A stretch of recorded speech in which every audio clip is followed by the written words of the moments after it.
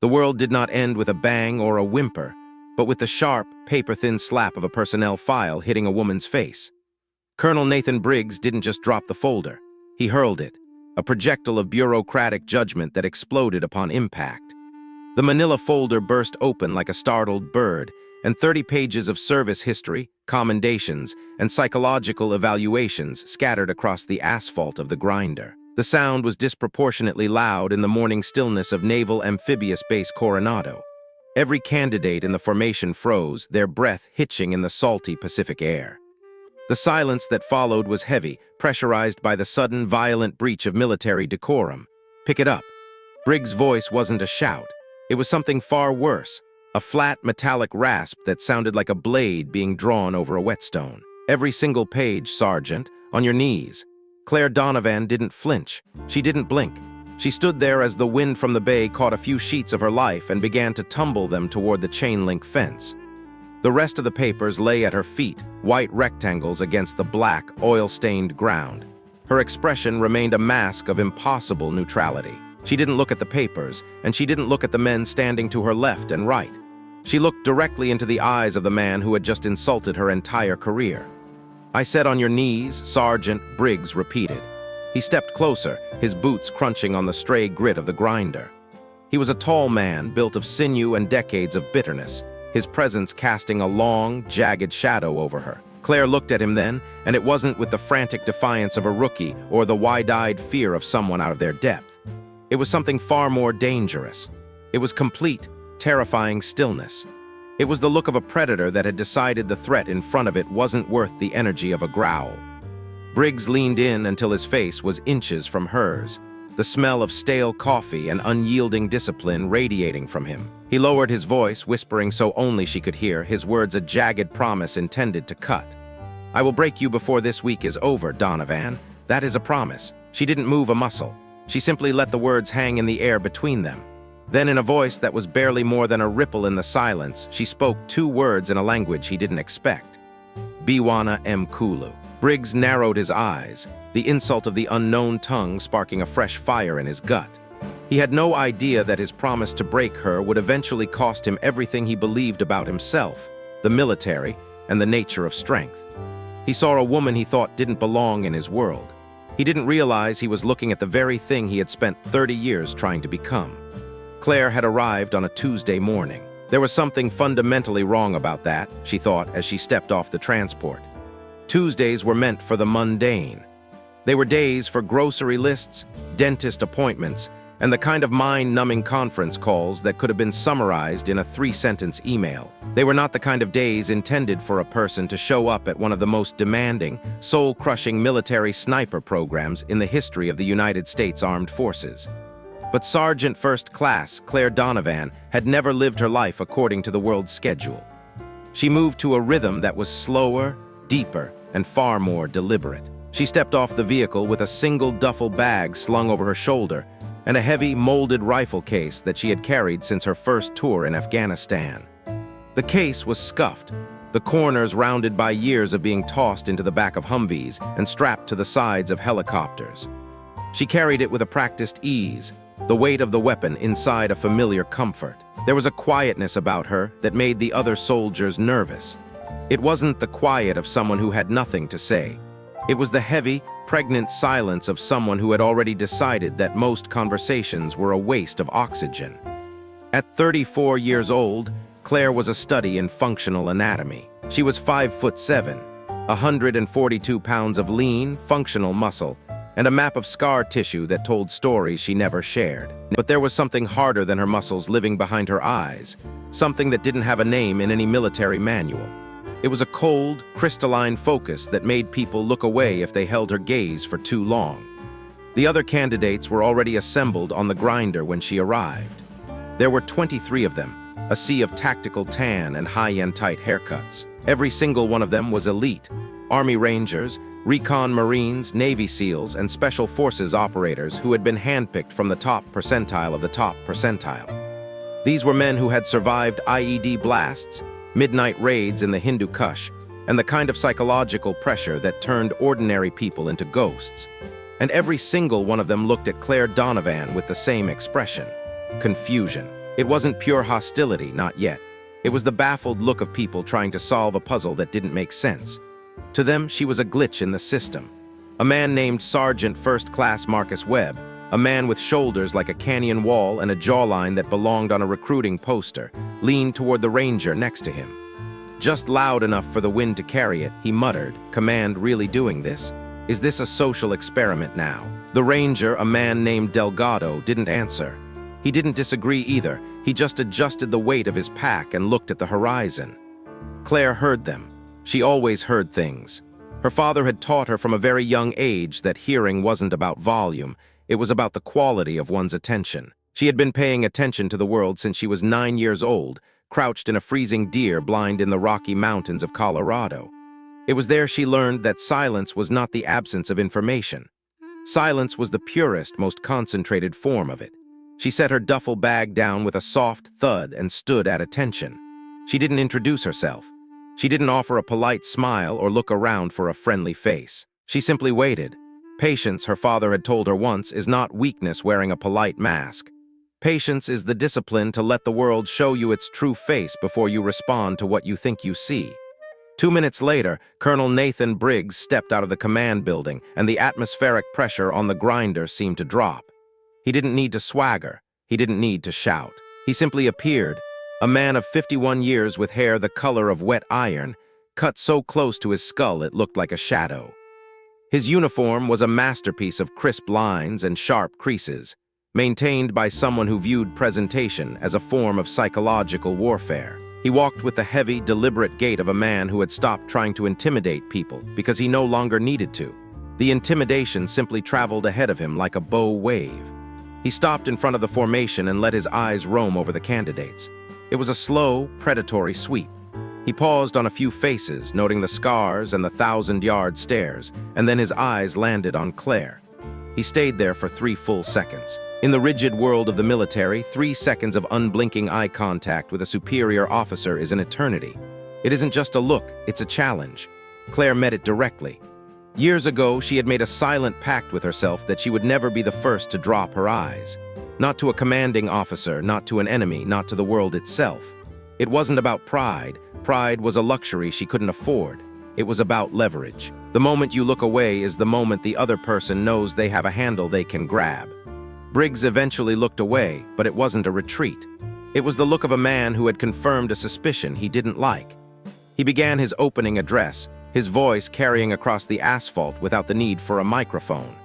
The SEAL Advanced Sniper course, he told them, had a completion rate of 41%. He said it with the same clinical detachment a doctor might use to describe a survival rate for a difficult surgery. 41% of the men standing there would not finish. Some would quit when the cold got into their bones and refused to leave.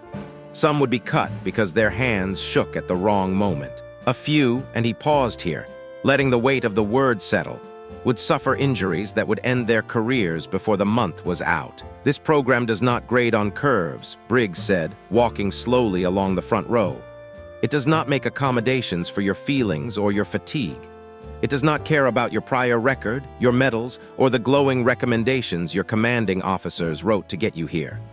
He stopped directly in front of Claire, his shadow falling over her like a shroud. The only thing this program cares about is whether, when everything else is stripped away, you can do the one thing that matters. You can wait. You can think. And you can put a bullet exactly where it needs to go under conditions that are designed to make that impossible. He leaned in slightly. "Is that understood, Sergeant Donovan?" He said her name like he was testing the edge of a blade, placing just enough emphasis on it to make it feel like an accusation. "Yes, sir," Claire said. Her voice was flat and clean, devoid of any color or tremor. Briggs held her gaze for one more beat, then turned and walked back to the center of the formation. "Good," he said, "because starting tomorrow, I'm going to show every one of you exactly what impossible actually looks like." He meant it for the whole class, but everyone knew, the 23 men and Claire herself, that the words were a direct shot aimed at her. That night, the barracks were a cacophony of clacking metal and hushed murmurs. Most of the men were swapping stories of past deployments, trying to establish a hierarchy through shared trauma. Claire sat alone on the edge of her rack, her rifle disassembled in front of her. It was a ritual she performed with the solemnity of a monk at prayer. Every component was handled in the same specific order. Every surface was wiped down with the same deliberate care. To her, the relationship between a sniper and her rifle wasn't like a carpenter's relationship with a hammer. A hammer was a tool, replaceable and inanimate. A rifle, at the distances and precision required for this level of work, was more like a musical instrument. You had to know its personality. You had to know how it breathed in the humidity, how the metal contracted in the cold, and how the trigger pull felt different when your heart was hammering at 100 beats per minute. Her father, Robert Donovan, had been the one to teach her this. He was a retired staff sergeant, a Marine scout sniper with 2 tours in the jungles of Vietnam, and a third in places the government still refused to acknowledge on official maps. He had been 67 when he died in his favorite chair by the window of their farmhouse in Montrose, Colorado. He had been watching the mountains, the same way he had watched them every evening for 30 years, and Claire had been holding his hand. He hadn't said much at the end. He was never a man of many words, but in that final hour he had looked at her with eyes that were still as sharp as flint and whispered, "You already know everything I taught you, Claire. Now you just have to trust it."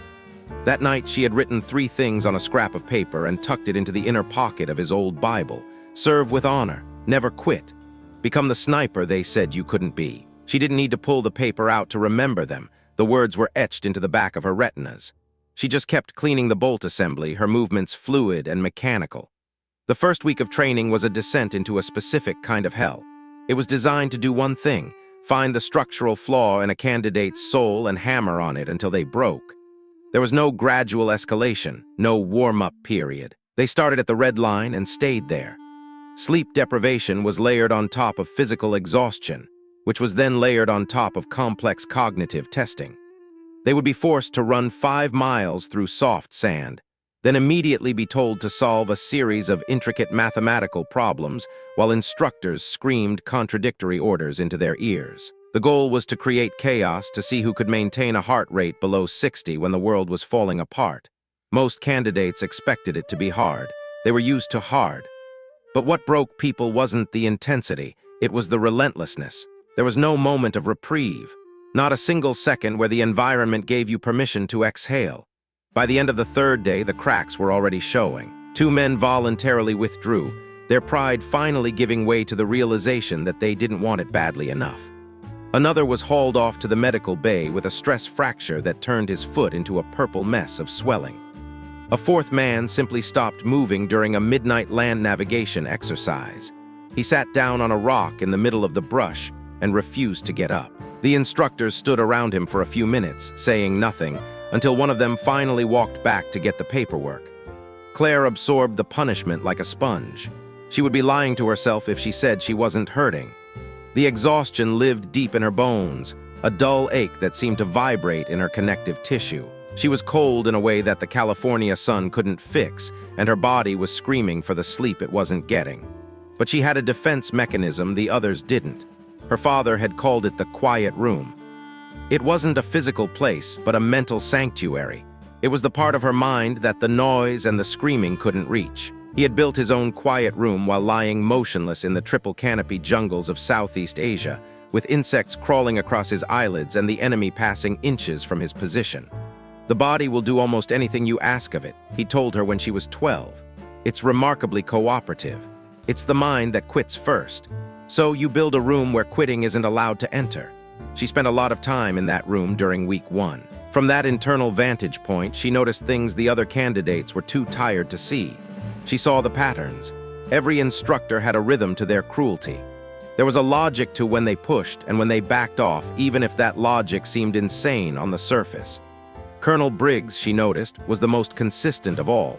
He was hardest on her not when she was struggling, but when she was excelling. When she finished an exercise first, or when her shot groups were the tightest in the class, his pressure didn't ease. It doubled. It was as if her competence was a personal affront to him. She didn't get angry about it.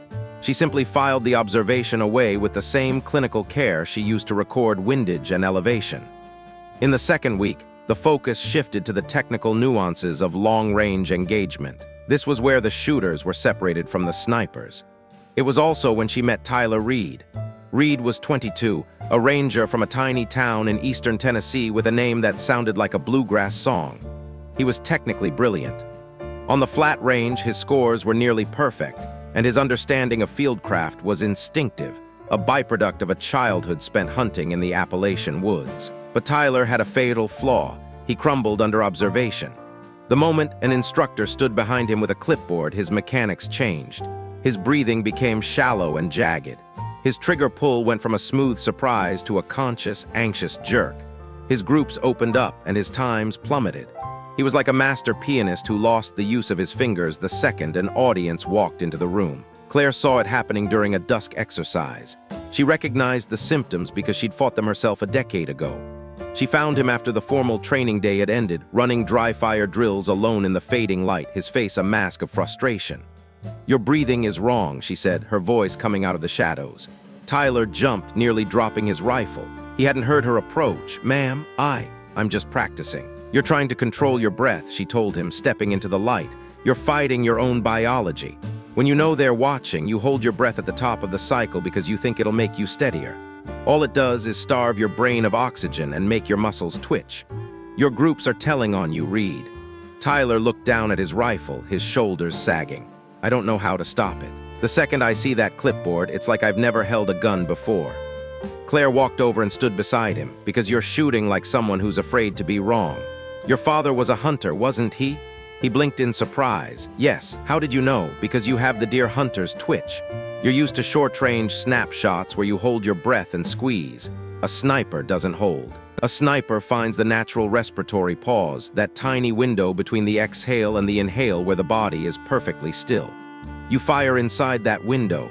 You don't fight the breath. You let it carry the shot." Tyler looked at her, his expression a mix of confusion and burgeoning respect.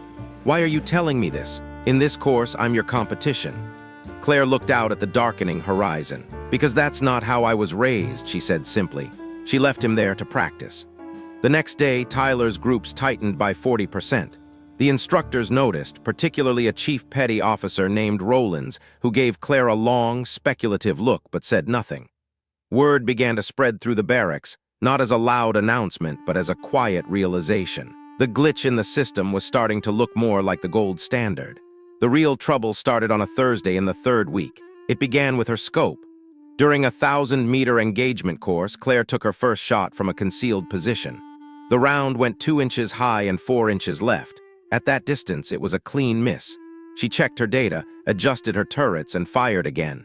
The second shot was low and right. A wind error is predictable. It has a consistent direction and magnitude. This was random. And in the world of high-precision optics, random usually means tampered with. She completed the exercise through sheer force of will, compensating for the erratic shifts and managing to hit 4 out of 6 targets. It was enough to pass, but it was the first time she hadn't gone clean. That evening, she skipped dinner. She took her scope apart in the dim light of the armory, her fingers moving with surgical precision. She found it tucked deep inside the adjustment housing. A shim, no thicker than a human hair, made of clear plastic. It was so small that a standard inspection would never have found it.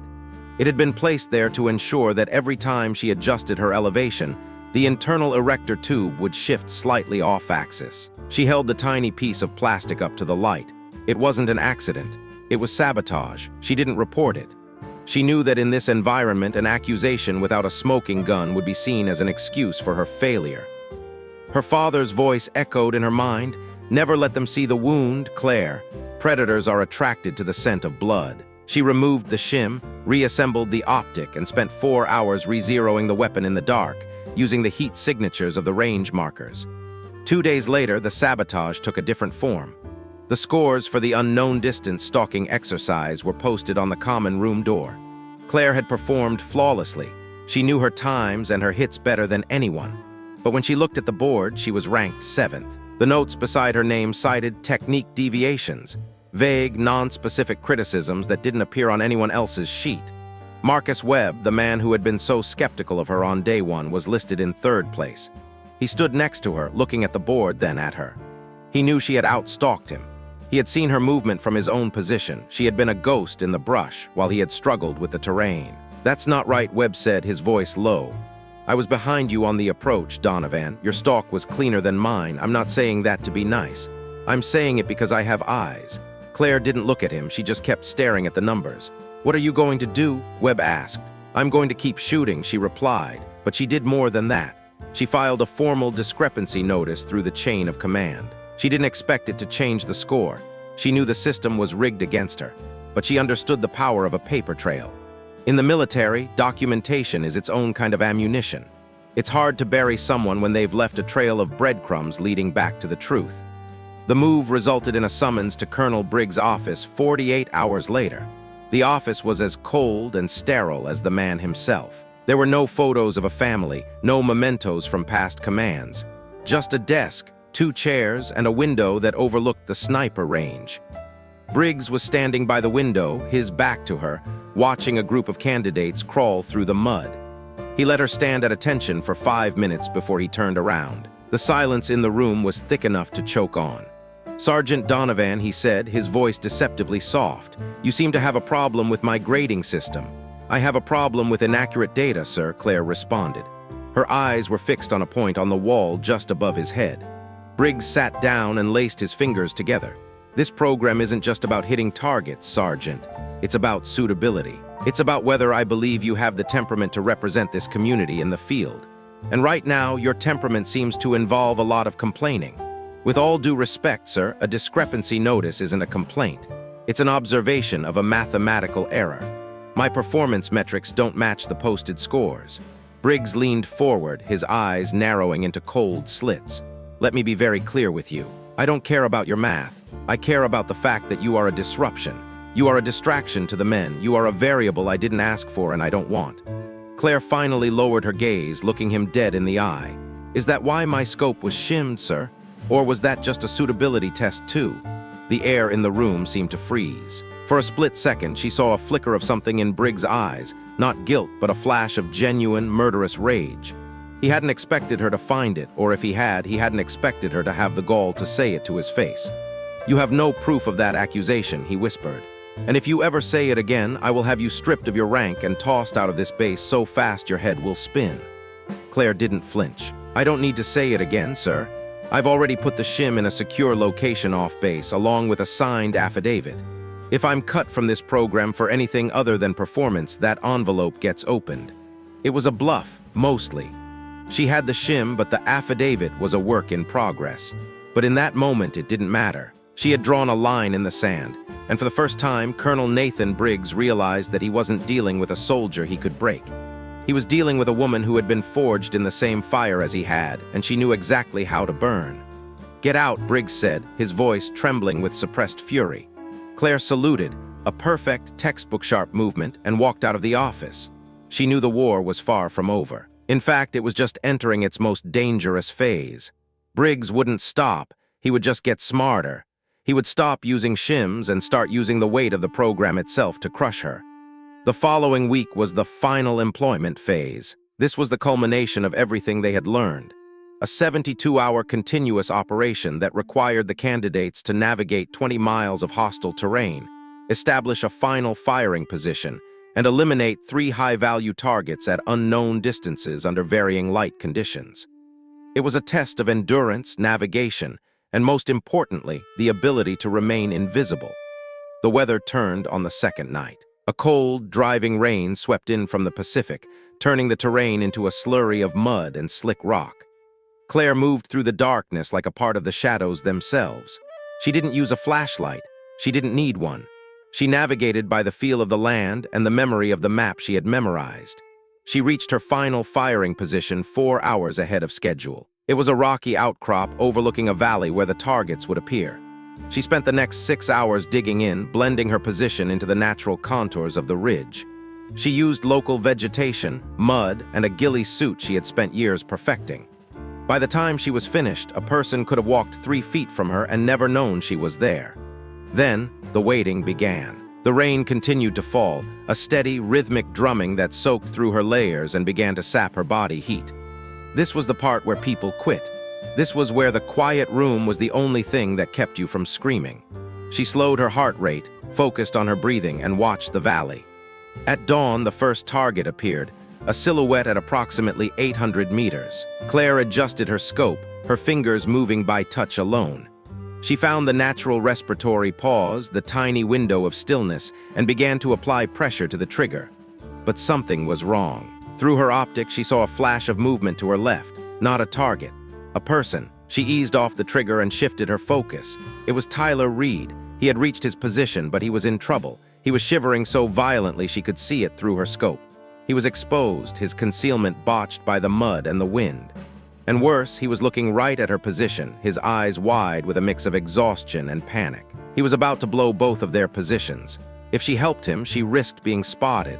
If she ignored him, he would fail, and she would have one less competitor to worry about. Claire didn't hesitate. She didn't think about scores or Colonel Briggs or the shim in her pocket. She thought about a young man from Tennessee who just needed to remember how to breathe. She used a small signal mirror, angled perfectly to catch the first light of the sun, and sent a rapid, rhythmic pulse of light toward Reed. It was a code they had practiced. Asterisk breathe. Reset. Hide. Asterisk Reed saw it. He froze, then slowly, painfully began to pull himself back into the shadows. He followed her lead, adjusting his position, fixing his concealment. He took a long, deep breath, and she could see his shoulders settle. 4 hours later, both of them had confirmed all 3 hits. When they returned to base, the atmosphere was different. The 23 men who had started the course were now down to 12, and those 12 no longer looked at Claire with confusion or skepticism. They looked at her with a quiet, somber respect. Even Marcus Webb walked up to her in the mess hall and sat down without asking. "That light signal on the ridge," Webb said, picking at his food. "That was you, wasn't it?" Claire didn't look up from her tray. "I don't know what you're talking about, Sergeant." Webb nodded, a small smirk playing on his lips. "Right, of course, just a trick of the light, but Reed's still in the program because of that trick, and I think we all know it." The final graduation ceremony was held on a gray Friday morning. The 12 remaining candidates stood in a line, their faces gaunt, their eyes tired, but their spirits unbroken. Colonel Briggs walked down the line, handing out the certificates. He reached Claire last. He stood in front of her for a long time. The wind whipped between them, carrying the scent of the sea. He looked at the certificate in his hand, then at the woman who had refused to be broken. He knew that she knew. He knew that he had lost, not because she was a better soldier in the traditional sense, but because she possessed a type of strength he had forgotten existed. A strength that didn't need to roar to be heard. He handed her the paper. His hand didn't shake, but his eyes were different. The fire was gone, replaced by a cold, hollow realization. "Congratulations, Sergeant Donovan," he said. "Thank you, sir," Claire replied. As she walked away from the grinder, her duffel bag over her shoulder and her rifle case in her hand, Claire thought of her father. She thought of the farmhouse in Montrose and the 3 promises she had made. She had served with honor. She hadn't quit. And she had become the one thing they said she couldn't be. She stopped at the gate and looked back at the base one last time. She wasn't the same person who had arrived on that Tuesday morning. She was harder, yes, but also more certain. She knew now that the world would always try to break you. It would use folders and shims and cold rain and unfair scores. But if you had a quiet room inside you, and if you knew how to find the pause between the breaths, you were untouchable. She stepped through the gate and into the rest of her life, the sound of her own steady heartbeat the only music she needed to hear. The glitch had become the ghost, and the ghost was now a legend in the making. And as she disappeared into the morning fog, the only thing she left behind was the memory of a woman who had looked into the eyes of iron and didn't blink. The air inside Colonel Briggs' office felt stagnant, a heavy contrast to the sharp, salt-laden breeze blowing off the Pacific just outside the heavy oak doors. Claire stood at a rigid attention, her eyes fixed on a point precisely 3 inches above the colonel's head. She could hear the rhythmic ticking of a brass clock on the wall, each second sounding like a hammer strike in the oppressive silence. Between them, on the polished mahogany desk, sat the results of the unknown distance exercise, a sheet of paper that represented weeks of bone-deep exhaustion and a level of precision most shooters only dreamed of. Yet the numbers didn't add up. The methodology was supposed to be a constant, an unwavering mathematical truth, but as Claire studied the breakdown, she saw the fingerprints of human interference. A pause had been inserted into the timeline of her shots. Scores were adjusted for what the notes called technique deviations, a vague, bureaucratic phrase that usually served as a graveyard for a candidate's ambitions. Experienced evaluators notice things that aren't captured in raw data, Briggs had said, his voice as dry as the Nevada desert they were eventually headed toward. He hadn't looked at her when he said it. He was busy looking through her, as if she were a ghost haunting his carefully curated program. Claire felt a flicker of heat in her chest, a spark of the fire her father had spent years teaching her how to contain. She knew what those scores meant. She knew that in a world of elite marksmen, a deviation wasn't just a mistake, it was a character flaw. And she knew with a certainty that hummed in her marrow that she hadn't deviated. "With respect, sir," Claire said, her voice cutting through the stillness like a cold blade. "I'd like to know specifically what technique deviations were observed. I'd also like to know whether those deviations were documented in real time or after the composite score was calculated." Her words were measured, devoid of the shaking of anger or the whine of a victim. She was speaking the language of the protocol, a language Briggs had mastered over decades. She watched him closely. Something flickered across his face, a momentary ripple in a frozen pond. It wasn't anger. Anger would have been easy to handle. Anger was a predictable tactical error. This was something quieter, something more complicated. It was the look of a man who had encountered a variable he hadn't accounted for and was currently trying to decide whether to solve it or delete it. "Are you accusing me of something, Sergeant?" Briggs asked. The question was a trap, a lure designed to provoke a lapse in discipline. He leaned back in his chair, the leather groaning under his weight, his eyes narrowing into flinty slits. Claire didn't blink. She held his gaze, steady and unyielding. "No, sir, I'm asking a procedural question. I'm asking what was observed and when it was documented. Those seem like reasonable questions for a candidate to ask about a score that affected her standing in this course." The silence that followed had weight. It was the kind of silence that pressed against the eardrums, thick with the unsaid. Briggs looked at her for what felt like an eternity, his mind working behind a mask of career-hardened indifference. "You're a long way," Briggs said finally, his voice dropping an octave from where you think you are. It wasn't an overt threat, but it had the unmistakable shape of one. It was a warning that the path she was walking was narrow, and the drop on either side was infinite. "Yes, sir," Claire replied, her voice level. "I'm aware of that." Briggs offered a sharp, dismissive nod. That was the end of the conversation. Claire turned on her heel and walked out of the building. As she stepped into the cool evening air, the smell of the bay hit her, a mix of salt, rot, and cold water. She stood on the concrete walkway for a moment, the orange glow of the setting sun bleeding across the horizon.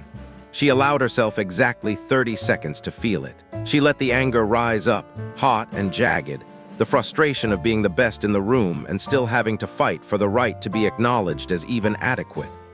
It was a bone-deep exhaustion that had nothing to do with physical miles and everything to do with the friction of being a woman in a space that wanted to remain a monolith. 30 seconds. She timed it by her heartbeat. When the time was up, she pushed the emotion down into the same dark cellar where she kept her fears and her doubts. She went back to the barracks, sat on her rack, and began to clean her rifle. The weapon was an extension of her own body, and in its mechanical perfection, she found a clarity that the bureaucratic world of Briggs' office could never provide. There was still so much range left to cover, and she knew that somewhere in the rugged, unforgiving mountains of Nevada, a steel target was waiting. It was set at 1,400 meters between two canyon walls, a ghost target that had remained unhit for 32 years. It was going to wait a little longer, but Claire could feel its pull, a magnetic north for her destiny. The discrepancy notice Claire filed didn't simply vanish into the digital ether. It sat in the system like a splinter, too small to cause a fatal infection, but too irritating to ignore. And Colonel Briggs, whatever his faults, was not a man who allowed splinters to fester. 3 days after their meeting, the sirens wailed through the barracks at 5 o'clock in the morning. It wasn't the call for a training evolution or a physical test. It was a full-class assembly. The candidates scrambled into formation in the pitch-black darkness, their breath blooming in the frigid air like ghostly smoke. They stood on the grinder, the paved area still radiating the deep chill of the night, wondering what had summoned them. Briggs emerged from the shadows of the command building and stood before them. He didn't speak for a long time, allowing the cold to seep into their bones, letting the uncertainty do its work. When he finally spoke, his voice carried a flatness that was more intimidating than a shout. "We have a candidate in this program who filed a formal complaint about her scores," he announced. He didn't say Claire's name. He didn't have to. Every eye in the formation, which had been trained strictly forward, flickered toward her for a fraction of a second before snapping back to attention. The weight of 23 men's attention was a physical pressure, but Claire kept her gaze locked on the horizon, her face a mask of stone.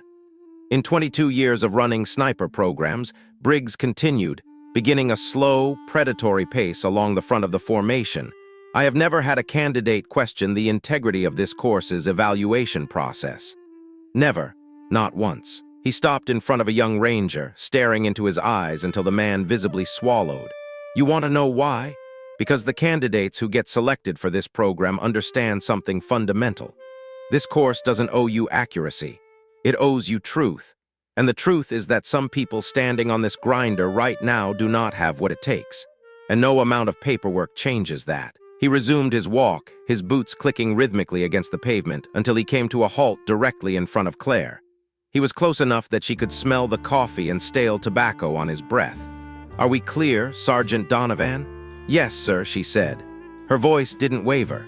It was a clear, resonant tone that didn't seek permission or offer apology. Briggs held the pause, staring her down for 3 full seconds, a theatrical display of dominance intended for the benefit of the men watching. Then, without another word, he turned and walked away, dismissing the formation with a wave of his hand. What Briggs didn't see, because he had already turned his back, was Marcus Webb. Webb was standing 2 positions to Claire's left. He was a man built like a mountain, a veteran of 3 combat tours who had seen enough of the world to know when a deck was being stacked. He looked at the retreating figure of the colonel, then turned his head to look at Claire. It wasn't a look of sympathy. Marcus Webb didn't deal in such soft currencies.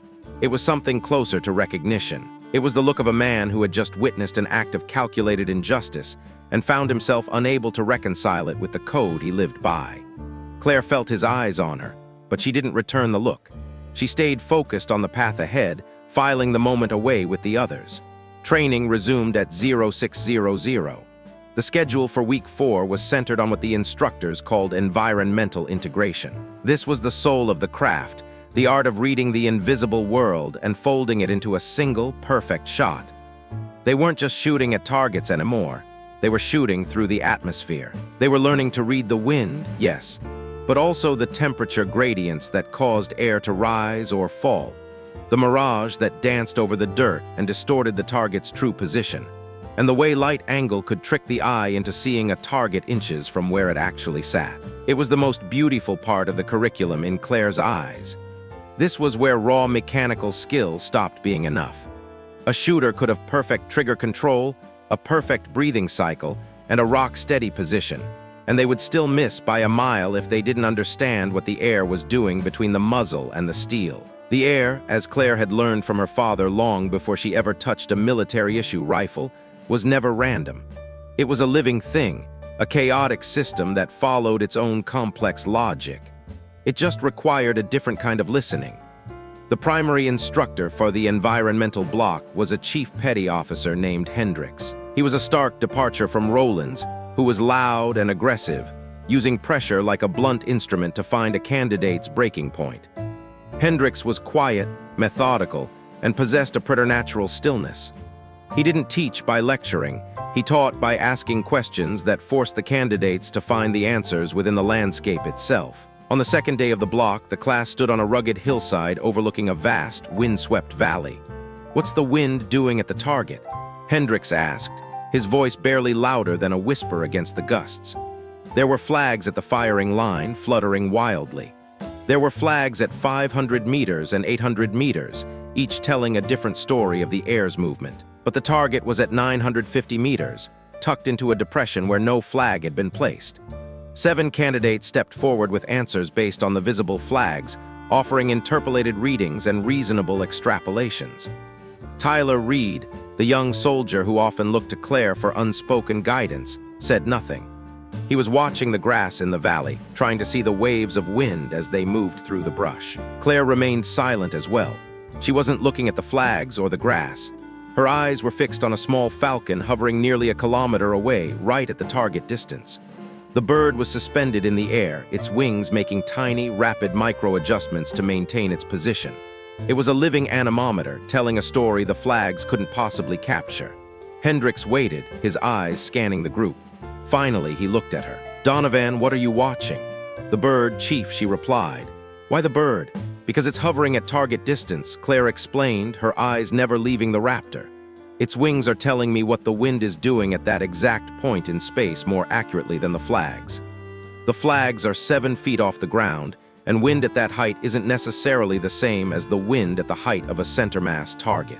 The bird is adjusting to wind at approximately chest height for a standing target.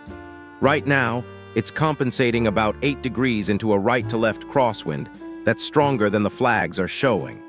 The valley is funneling the air in a way that isn't reflected in the surface readings. The silence that followed was different from the silence in Briggs' office. This was the silence of professional consideration. Hendricks looked out at the bird, then back at Claire. "What's your correction?" She gave him the number, a precise adjustment for windage and elevation. Hendricks nodded once. It wasn't an enthusiastic nod, it was the simple acknowledgement of a correct answer by a man who valued truth above all else. "Everyone else," Hendricks said to the group, "remember this. Wind flags are a starting point. They are not the answer. The answer is written in the environment. You just have to be smart enough to read it." That night in the barracks, the air was thick with the smell of CLP and boot polish. Tyler Reed came over and sat on the footlocker across from Claire's rack. He was quiet for a long time, the way young men are when they're trying to find the right words for a question they aren't sure they are allowed to ask. "Can I ask you something?" he finally said, his voice low so as not to draw the attention of the other candidates. "You're going to anyway," Claire said, her hands busy with a cleaning rod, moving with a rhythm that was almost meditative. "How did you know to look at the bird?" he asked. "I mean, I was looking at the grass, the trees. I didn't even see the bird until you mentioned it." Claire stopped her work for a moment, the metal rod reflecting the dim overhead light. "My dad," she said. Her voice softened just for a second, a rare glimpse behind the curtain of her discipline. "He used to say that animals were reading the environment long before you got there, and they'll keep reading it after you leave. They don't have the luxury of getting it wrong. If they misread the wind, they don't eat, or they become something else's dinner. So, if you want to know what the world is actually doing, watch something that depends on knowing." Tyler processed that, a look of genuine respect on his face. He sounds like he was something else. He was, Claire said. She felt the weight of the promise she had made him, a heavy gold coin she carried in her pocket every single day. He was a Marine Scout sniper, Vietnam era. He used to tell me he learned more about sniping from sitting in a deer blind with me when I was 8 years old than he ever did in a formal schoolhouse. He taught me how to disappear before he taught me how to shoot. "Did he know you were going to do this?" Tyler asked. "This program?" She set the cleaning rod down and looked Tyler in the eye. "He made me promise. Not to make him proud, he wasn't the kind of man who needed his ego stroked by his children's accomplishments. He made me promise because he believed I could do it, and he didn't want me to walk away just because other people didn't believe I could." She picked the rod back up, her focus returning to the rifle. He was right about the second part. The jury's still out on the first. Tyler nodded slowly, standing up to head back to his own rack. He stopped and looked back at her. "For what it's worth, Claire, every guy in this class knows you're the best shooter here. Even the ones who won't say it. Especially the ones who won't say it." "That's kind, Tyler," she said, her voice regaining its usual flinty edge. "It's also not the problem." The problem revealed itself in week 5 with a precision that was almost surgical in its cruelty. This was the week of the dual stress protocol, a gauntlet designed to test a candidate's ability to make split-second, high-stakes decisions while their body was screaming for oxygen, and their mind was being bombarded with psychological pressure. It began with a modified obstacle course, a 3-mile lungbuster through soft sand, over walls, and under wire, all while carrying a full combat load. From there, candidates were expected to transition immediately to a timed precision engagement exercise. Finally, while their heart rates were still redlining, they were hauled into individual interviews with a panel of instructors who interrogated them on their shots while monitoring their physiological stress indicators. The protocol was a legitimate tool. In the field, a sniper's greatest enemy wasn't the target. It was their own heart rate and the cognitive decline that came with exhaustion. But as Claire moved through the course, she realized the game had been changed for her. She was a hunter, and hunters are trained to notice the detail that doesn't fit the pattern. Halfway through the physical phase, she found herself routed toward a section of the course that none of the other candidates were hitting. It was a deep, sucking mud pit crossing that added at least 4 minutes of grueling, strength-sapping effort to her time. By the time she clawed her way out, she had lost her position in the sequence. and the clock for the firing line was already ticking. She reached the line with her lungs burning and her vision swimming. She didn't have time to settle, no time to lower her heart rate. She dropped into position, her rifle find its home in her shoulder, and engaged. She cleared 5 of the 6 targets in the remaining time, her rounds punching through the steel with a rhythmic clang. The 6th target was just rotating into position when the buzzer sounded. 5 out of 6. Under any other circumstances, it was a passing score, even a good one. But it wasn't the score she was capable of, and she knew exactly why. In the interview that followed, she sat across from a lieutenant commander named Forsyth. He was a man she hadn't dealt with before, which in itself was a red flag. He sat with a clipboard, his expression neutral, his pen poised. "Describe your decision-making process during the engagement," he commanded. Claire described it accurately, detailing her holdovers and her breathing control. Forsyth made a few notes, then looked up, his eyes cold and calculating. "Do you think your result reflected your actual capability today?" "No, sir," she said, her voice rasping slightly from the mud and the exertion. "Why not?" "Because my route through the physical phase was different from the other candidates' routes. It added 4 minutes to my transition time, which reduced my available engagement window and ensured I couldn't address the final target." Forsyth set his pen down with a deliberate click. "That's a significant allegation, Sergeant." "It's an observation," Claire countered. "I'm happy to walk you through the route differences. I memorized both." There was a long pause. "Both?" Forsyth asked. "I paid attention during the course walkthrough this morning," she explained, her voice steadying. "I noticed my route marker was different from the standard route. I memorized both so I'd have a reference point if the difference mattered." It did. The silence stretched out, becoming uncomfortable. "I see," Forsyth said finally. He closed his notebook and dismissed her. That evening, the scores were posted on the bulletin board. Claire's name was there, 5 out of 6. Beside it was a notation: transition time exceeded standard window. There was no mention of the route variance, no explanation of the mud pit, no acknowledgement of the deviation.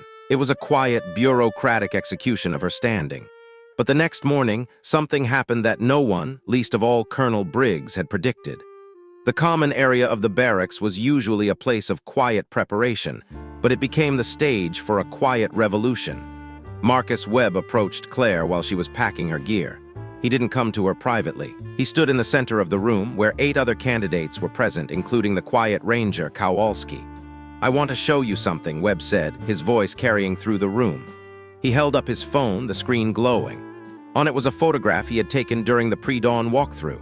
It clearly showed the route markers 2 different paths, one for the group and one diverted path that led straight into the mud pit. "I thought it was a mistake when I saw it," Webb said, his eyes scanning the room to make sure everyone was listening. "I took the photo because I figured I'd ask you about it later, since you're the one who usually catches the details.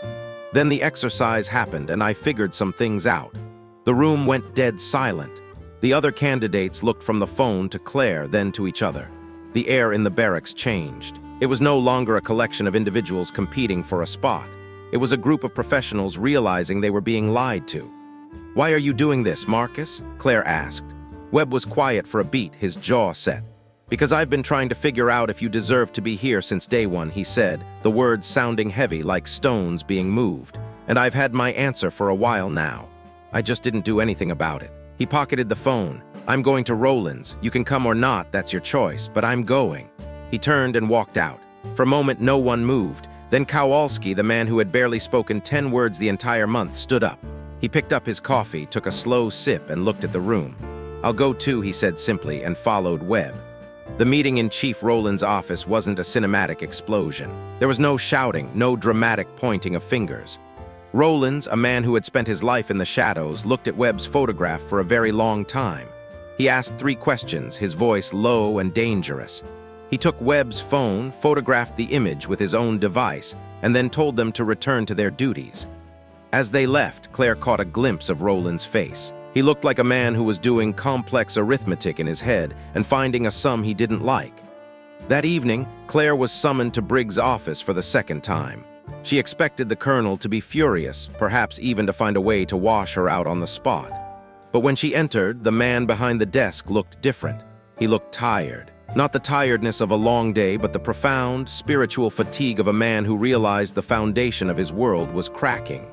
He didn't speak for a long time. He just sat there, the shadows of the evening lengthening across his desk. "The route variance has been classified as an administrative error," Briggs said finally. He didn't look at her. "Your dual stress protocol score will be recalculated based on the standard transition window. The adjusted score will reflect a full 6 of 6 engagement."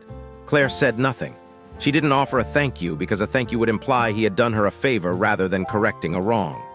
Briggs looked up then. For the first time in 5 weeks, he looked at her as a human being, not a problem to be solved. "Is there anything you want to say?" She held his gaze, her posture perfect. "No, sir." He nodded slowly, as if that specific, controlled answer confirmed a theory he'd been harboring. Dismissed. She walked out into the hallway and stopped. She leaned her back against the cold cinder-block wall and closed her eyes. She allowed herself exactly 10 seconds. In that brief window, she felt the total weight of the last 5 weeks. The energy it took to stay upright when everything was designed to knock her down, the sheer mental tax of being a target. 10 seconds. Then she opened her eyes and walked back to her life. There were 3 weeks left, and the mountains were calling. The final days of week 5 brought a shift in the class dynamic that was as real as a change in the weather. It started small. At the mess hall, candidates who had previously kept a respectful but distant gap between themselves and Claire began to sit nearby. The quiet isolation she had lived in was replaced by a subtle, unspoken solidarity. Questions that would have normally gone to Hendricks or Rollins were now being whispered to her. A recon Marine named Park, a man who had maintained a strict neutrality since day one, approached her before a night stalking exercise. "What would you look for in the approach?" he asked. "You don't have to answer." Claire didn't hesitate. She gave him the breakdown of the terrain, pointing out the way the moonlight would hit the draws and where the shadows would pool. She told him how to move with the wind to mask his sound. Park listened with a focused intensity, the way a man listens when he knows the information might save his life. He went out that night and completed the exercise with the fastest time in the class. When he returned, he found Claire cleaning her optics. "It worked," he said. "I know," she replied. "How did you know before you knew?" "Because my father taught me the same thing," she said, "and it worked for him too." Park nodded, his expression thoughtful. "Where's your father now?" "He's why I'm here," she said. It was the absolute truth. He was in the ground in a small veteran cemetery in Oregon, but his voice was the one she heard every time she looked through a scope. He was the reason she knew how to find the still point in a turning world. By the end of the week, the 24 individuals who had arrived at Coronado had been forged into something else. They weren't quite a unit, and they weren't quite a family, but they shared a hard-won connection built on the witness of each other's struggles. And at the center of that connection was Claire Donovan, the woman who had refused to be erased. Colonel Briggs watched them from the balcony of the command building. He stood there with Rollins, the 2 old warriors looking down at the candidates as they prepared for the transition to the high desert. Rollins noticed the look on Briggs' face, a look he hadn't seen in a decade. It was the expression of a man beginning to question a story he had told himself for a long time. "They're ready," Rollins said quietly. Briggs didn't answer immediately. He watched Claire as she checked her gear, her movements fluid and purposeful. "Yeah," he said eventually. "I suppose they are." The transport bus was scheduled to depart at 4 a.m. on Monday. The impossible canyon was waiting for them in Nevada, a place of jagged rock and unpredictable thermals where the legendary ghost Target 7 sat. Only 17 candidates remained of the original 24. 7 men had already been broken by the process, sent home with their gear in trash bags. As Claire boarded the bus, she felt a strange sense of calm. The distance between her and that 1,400-meter target was no longer measured in miles or meters. It was measured in the certainty of her own breath, the memory of a bird's wings, and the promise she had made to a man who had taught her that the wind always has a story to tell if you're patient enough to listen. The bus engine roared to life, a low rumble that vibrated through the floorboards, and as they pulled out of the gate, Claire looked out at the dark Pacific one last time.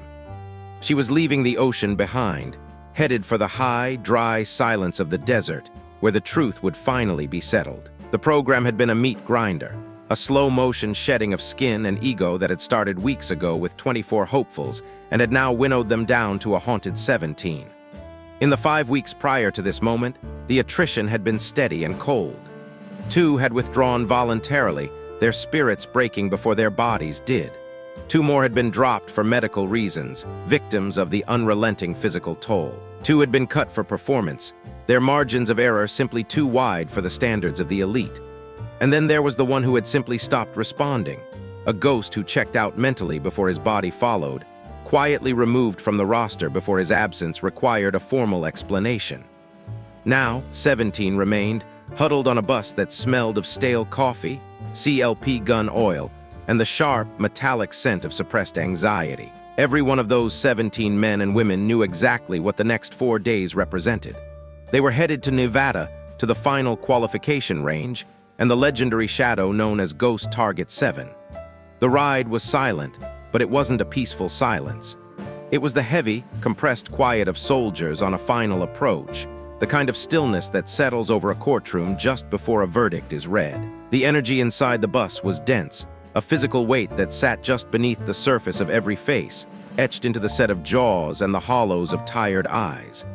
Claire sat near the window in the third row, her forehead resting lightly against the cool glass.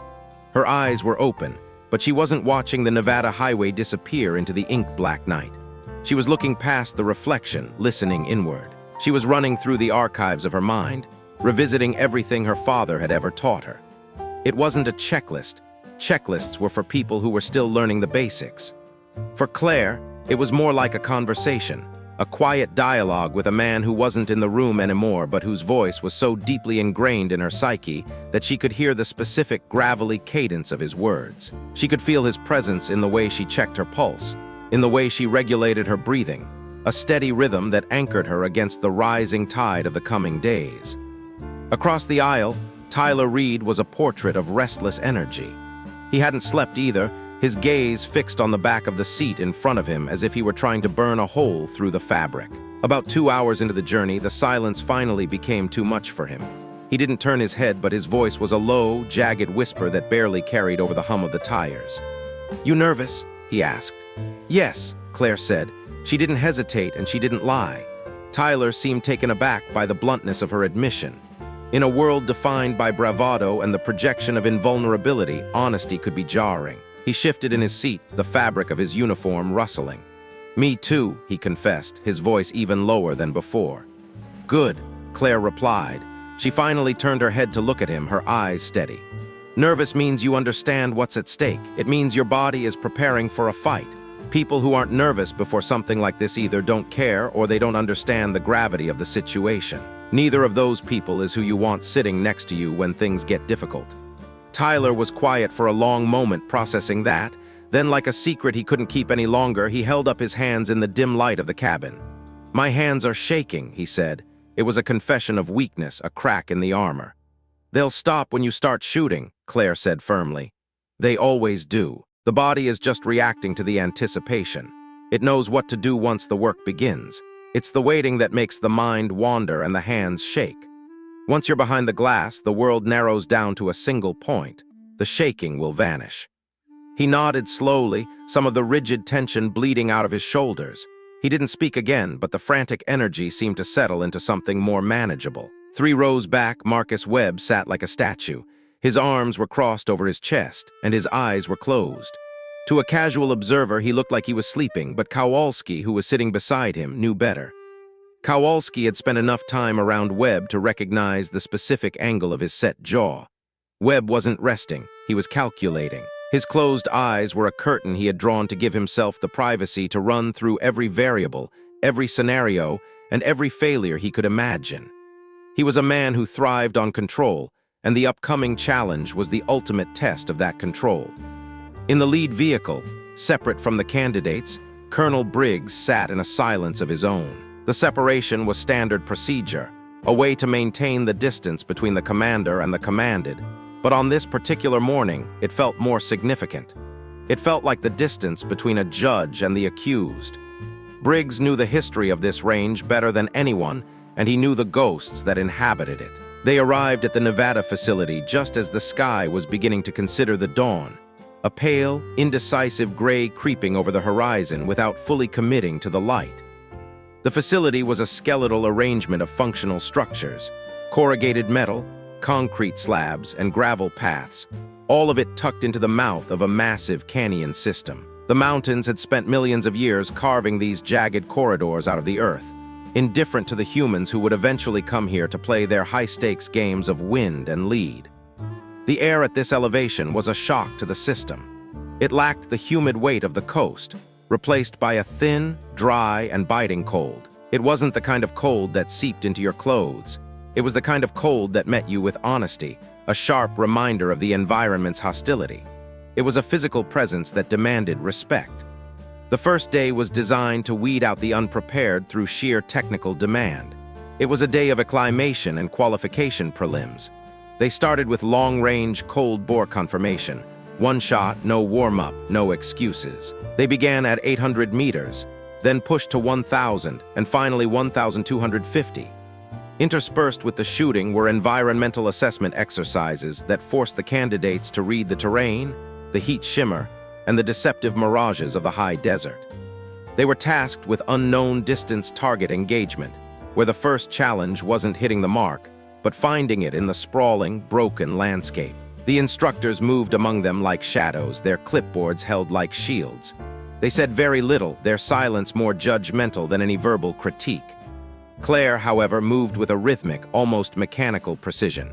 800 meters, one round confirmed hit. 1,000 meters, one round confirmed hit. At 1,250 meters, the distance where most shooters start to feel the weight of physics pulling at their confidence, Claire settled into her position.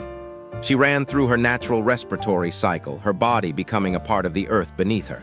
She felt the trigger break, a clean, crisp snap, and the rifle recoiled into her shoulder with a familiar, heavy shove. "Mark center." "Good shot, Donovan," Roland said. He was behind the spotting scope for her 1,250-meter evolution.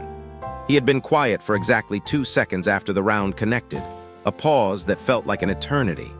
He said it with the same flat, professional tone he used for everyone, but he didn't pull his eye away from the scope immediately. Claire, already cycling her bolt and preparing for the next potential command, saw him through her peripheral vision. He stayed on the target, lingering on the hole she had punched through the dead center of the steel. She filed that reaction away, a small spark of validation kept in a cold, dark corner of her mind. The second day was when the atmosphere shifted. The preliminaries were over, and the name that had been whispered since the start of the program finally took center stage: Ghost Target 7. Briggs gathered the remaining 17 candidates at the rim of the primary canyon after the morning's exercises. He stood with his back to the yawning valley below, his silhouette sharp against the vastness of the Nevada sky. He had a natural, perhaps unconscious, way of positioning himself against the geography that felt inherently theatrical. The wind cut across the ridge, whipping at the fabric of their uniforms, but Briggs remained perfectly still. "Before we begin the afternoon block," Briggs said, his voice carrying clearly despite the wind, "I want to talk about what you are going to see tomorrow." He paused, letting the silence of the canyon emphasize his words. Ghost Target 7 has been in this canyon for 32 years. He looked at the row of faces, his eyes like flint. "In 32 years, he continued, this course has cycled through over 800 candidates. Every single qualifying class attempts Ghost Target 7 on their final day. And in 32 years, every single class has walked away without a confirmed hit." A ripple of unease passed through the formation, though no one moved. "This is not a criticism of those who came before you," Briggs said, his voice softening just a fraction. "Those were exceptional shooters. Many of them are currently in the field, performing missions that the citizens of this country will never know about. The shot is not impossible because those men were inadequate. The shot is impossible because the conditions of this canyon create a wind environment that cannot be fully accounted for by standard calculation methodology. The math does not support a solution." Then he did something that chilled Claire to the bone. He looked directly at her. It wasn't a glance, it was a targeted strike. "Physics says so," he said, just those 3 words. He didn't elaborate, he didn't need to. He moved immediately into the afternoon schedule, but the message had been delivered. It wasn't a general statement about the difficulty of the range. It was a personal challenge, a gauntlet thrown at her feet in front of everyone. As they walked back down toward the lower range, Tyler leaned in close to Claire. "That was directed at you," he whispered. "I know," she said, her voice steady. "Does it bother you?" Claire thought about it for a moment, listening to the wind whistling through the rocks. "It lights something in me," she said. "Whether that spark is useful or if it just burns me out depends entirely on what I do with it." Tyler nodded, looking at her with a mix of awe and concern. Marcus Webb fell into step on her other side, his presence unannounced and heavy. He didn't look at her, keeping his eyes on the trail ahead. "He's setting the narrative before tomorrow even starts," Webb said. "Whatever happens out there, he wants the story already written. He wants the failure to be inevitable so he can maintain the status quo." "I know," Claire repeated. "So, what's your story?" Webb asked, finally glancing at her. Claire didn't blink. "The same one it's always been," she said. Webb let out a short, dry breath that might have been a laugh in another life. "That ain't a story, Donovan. That's a war." That evening, after the formal training had concluded and the other candidates were retreating to the mess hall or their bunks to nurse their aching bodies, Claire went back to the canyon. She didn't go to the firing line, and she didn't go to where the target was hidden in the shadows of the far wall. She climbed to a high point on the rim, a jagged outcrop that sat between the shooter's position and the target's location. She sat on the cold rock and she watched. She sat there for 2 hours as the sun began to dip, casting long, distorted shadows across the canyon floor. She knew from the briefing materials that the wind in a canyon didn't behave like wind in open terrain, but seeing it was different. Theory was a map, observation was the territory. The canyon walls created complex patterns of compression and deflection. The air would hit one wall, tumble, compress, and then fire across the gap like a piston, only to hit the opposite wall and shatter into a dozen smaller currents. From the firing line, the wind flags might show a steady crosswind from the left. But from her vantage point above, Claire could see the truth. She watched the way dust, devils formed and dissipated. She watched the way the scrub brush bent and straightened in different sections of the canyon at different times. She even watched the flight patterns of the small insects that lived in the rock faces, seeing how they were buffeted or shielded by invisible pockets of air. She realized that the surface readings the instructors relied on were nothing more than a crude approximation of a much more elegant and much more terrifying reality. Her father's voice drifted back to her. He had once taken her to a ridge in Colorado and made her watch a single valley for an entire day. He told her that the best thing a sniper could do was watch the same piece of ground in different light, because while the ground stayed the same, the shooter's understanding of it had to evolve. Then, 47 minutes into her vigil, she saw it. It was subtle, a ghost of a movement in the dust along the canyon floor. It wasn't a linear gust, and it wasn't a random swirl. It was a rotation. A thermal pocket was forming in the lower third of the canyon, a cycle of air that rose as the rocks gave off their stored heat and then cooled as it hit the upper currents. She started counting. The cycle lasted 11 seconds. She watched it happen again. 11 seconds. She sat there motionless, counting the cycles until she had recorded it 6 more times. 11 seconds. There was a variation of perhaps half a second, but that was predictable based on the dropping ambient temperature. This wasn't chaos. This wasn't the impossible physics Briggs had touted. This was a pattern. It was hidden, yes. It was incredibly subtle, but it was a pattern, and patterns had solutions. Her heart rate spiked, a sudden surge of adrenaline hitting her system. She took a deep breath, forcing her pulse back down through sheer will. Identifying a variable was not the same as mastering it. She still needed to calculate the bullet's time of flight at 1,400 meters. She needed to know exactly where in that 11-second window the air created a condition that she could use as a bridge rather than a barrier. She stayed on the rim for another hour, doing the mental math, her mind a whirlwind of ballistics tables and timing. When she finally stood up to walk back, the desert was in full dark, the temperature having plummeted 20 degrees. As she approached the operations building, she saw a small orange ember glowing in the shadows. It was Roland's, sitting on a bench, smoking a cigarette. He was the only instructor who still indulged in the habit, and he did it with the quiet, unapologetic focus of a man who had long ago reconciled his vices with his virtues. He watched her walk in from the direction of the canyon. He didn't ask her where she had been. He didn't ask her what she had seen. He just sat there, the smoke curling around his head, and watched her pass. In the darkness, Claire couldn't read his expression, but she felt his eyes on her until she disappeared into the barracks. The third day arrived with the weight of expectation.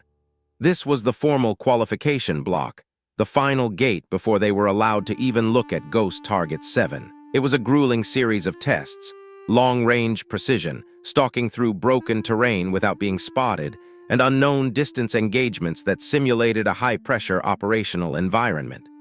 Claire moved through the day like a ghost. She was focused to the point of exclusion, her world consisting only of her rifle, her breath, and her targets. When the results were tallied, Claire had finished first overall. It wasn't just a win, it was a demolition. The margin between her score and the second-place shooter, Webb, was so large that it looked like a clerical error. Rowlands checked the numbers twice, his brow furrowed. Then he called Hendricks over and had him verify the logs independently. Hendricks, a man not known for his emotional outbursts, looked at the sheet, looked at Rowlands, and then looked toward the range where Claire was packing her gear. He said nothing, but the look in his eyes spoke volumes. Word of the scores spread through the small group of candidates like a wildfire in a drought. It was the kind of news that changed the very chemistry of a room. Park told Kowalski. Kowalski told a pair of Rangers. The Rangers told Webb.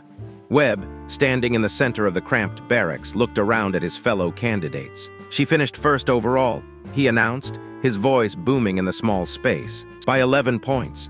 11. There was a moment of stunned silence. Then someone, no one ever admitted who it was, started a slow, rhythmic clap. It lasted only a few seconds before the ingrained military discipline reasserted itself, reminding them that they were still in a training environment, but those few seconds were a declaration. It was an acknowledgement of a peer who had transcended the standard. Tyler sat on his rack, a wide, genuine grin on his face that he didn't even try to hide. Claire, for her part, was sitting on her bunk, meticulously cleaning her rifle. She heard the clapping. She heard the whispers. She said absolutely nothing. But her hands, for just a fleeting second, went perfectly still. She wasn't cleaning, she was simply allowing herself to feel the weight of the achievement. She thought of her father. She thought of a worn piece of paper tucked inside a Bible on a dusty shelf in a Colorado farmhouse. There was only one promise left to keep. That evening, Briggs sat in his office with the final qualification scores. The room was dim, lit only by a single desk lamp that cast long, sharp shadows. Rowlands was standing by the door. He had brought the scores personally, breaking the standard protocol of digital submission because he wanted to be in the room when Briggs saw the reality of Claire Donovan's performance. Briggs stared at the numbers. His face was a mask of stone. His breathing was slow and rhythmic, the only sign of life in his frozen posture. "She finished first," Rowlands said, his voice flat. "I can see that," Briggs replied. "By 11 points, Colonel. That's a record for this phase by a significant margin." "I can see that too." Rowlands took a step forward into the light. She went back to the canyon last night after the training block was over. She stayed out there for 2 hours, alone. Briggs finally looked up. "Doing what?" "Watching," Rowlands said. "Just watching." I could see her silhouette on the rim from the ops building. She wasn't practicing her hold. She wasn't dry firing. She was just looking at the air. Briggs was quiet for a long time, the silence stretching until it felt brittle. "She's going to make that shot tomorrow," Rowlands said. It wasn't a prediction.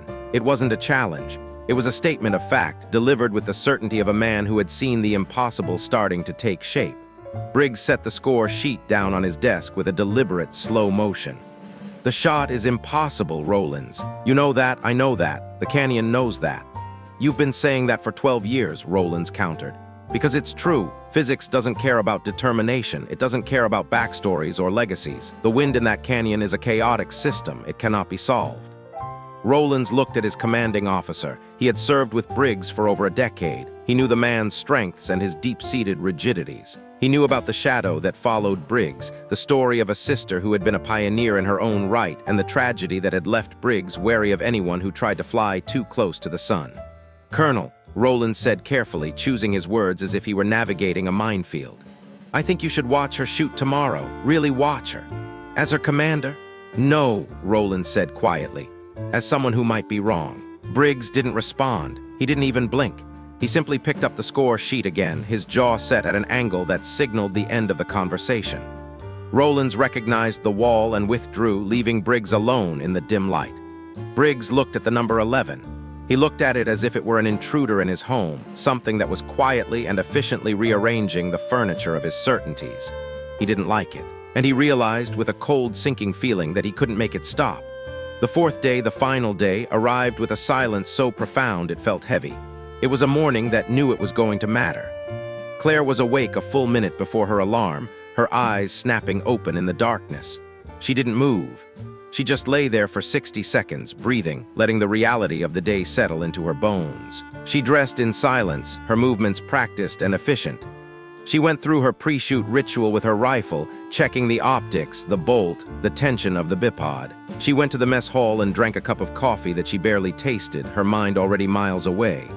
Tyler was there, his face pale but his eyes bright. "How do you feel?" he asked. "Ready," Claire said, "just ready." She paused, reflecting on the word. "Actually, I feel grateful." Tyler blinked, the word catching him off guard. "Grateful for what? This is the most stressful day of our lives." Claire wrapped her hands around the warm mug. "For the fact that I actually get to find out," she said. "Most people go through their whole lives wondering if they're capable of something great. Today, I get an answer. That's a gift." At 0800, the 17 candidates assembled at the primary firing line. The canyon stretched out before them, a vast, jagged moor of rock and shadow. Somewhere out there, 1,400 meters away, Ghost Target 7 was waiting. It was invisible to the naked eye, a small steel plate lost in the immensity of the desert. The rules were brutal in their simplicity. Each candidate would get one shot. There would be no ranging shots, no corrections, no second chances. The instructors were there to observe and confirm, not to coach. Briggs stood off to the side, his posture rigid. He hadn't spoken to Claire all morning, and he hadn't looked at her with anything other than his usual stoic indifference. But Rowlands, who was watching both of them, could see the way Briggs was bracing himself, like a man standing on a beach watching a tidal wave approach. The first candidate stepped to the line. It was Bosch, a ranger with a stellar record and a technical proficiency that was second to none. He took his time, his eyes darting between his ballistic computer and the wind flags. He settled in, adjusted his dial, and fired. The sound of the shot echoed through the canyon, a sharp crack that seemed to be swallowed by the rock. "Miss, drifted left," the observer called out. The canyon had taken the round, the hidden currents pushing it off course in the final 100 yards. The second candidate stepped up. "Miss." High this time, the round striking the cliff face well above the target. The third candidate. "Miss." By the time the sixth shooter had failed, a heavy collective weight had settled over the firing line. These weren't amateur mistakes. These were elite shooters making excellent technical shots, and the environment was simply refusing to cooperate. The impossible nature of the target was no longer a legend. It was a visible reality. Marcus Webb was the ninth shooter. He approached the line with a grim, methodical focus. He spent 45 seconds just reading the environment, his eyes scanning the heat shimmer and the way the shadows fell across the canyon floor. He adjusted his scope with minute-precise clicks. He breathed. He fired. The round hit the canyon wall 12 feet below the target. Webb didn't move for a long time. He stayed behind the glass, looking at the impact point. Then he stood up and uttered a single, low-frequency curse that no one repeated but everyone felt. As he stepped back, he passed Claire. "The wind in the lower third," Webb said, his voice a low growl. "It's doing something the flags aren't showing. It's a vacuum or a shear. It's not right." "I know," Claire said. Webb stopped and looked at her. Something shifted in his expression, a moment of realization breaking through his frustration. "You figured it out, didn't you?" "I think so," she said. "Last night, when you were out here." "Yes." Webb stared at her for a long, silent moment. Then he gave her a sharp, singular nod.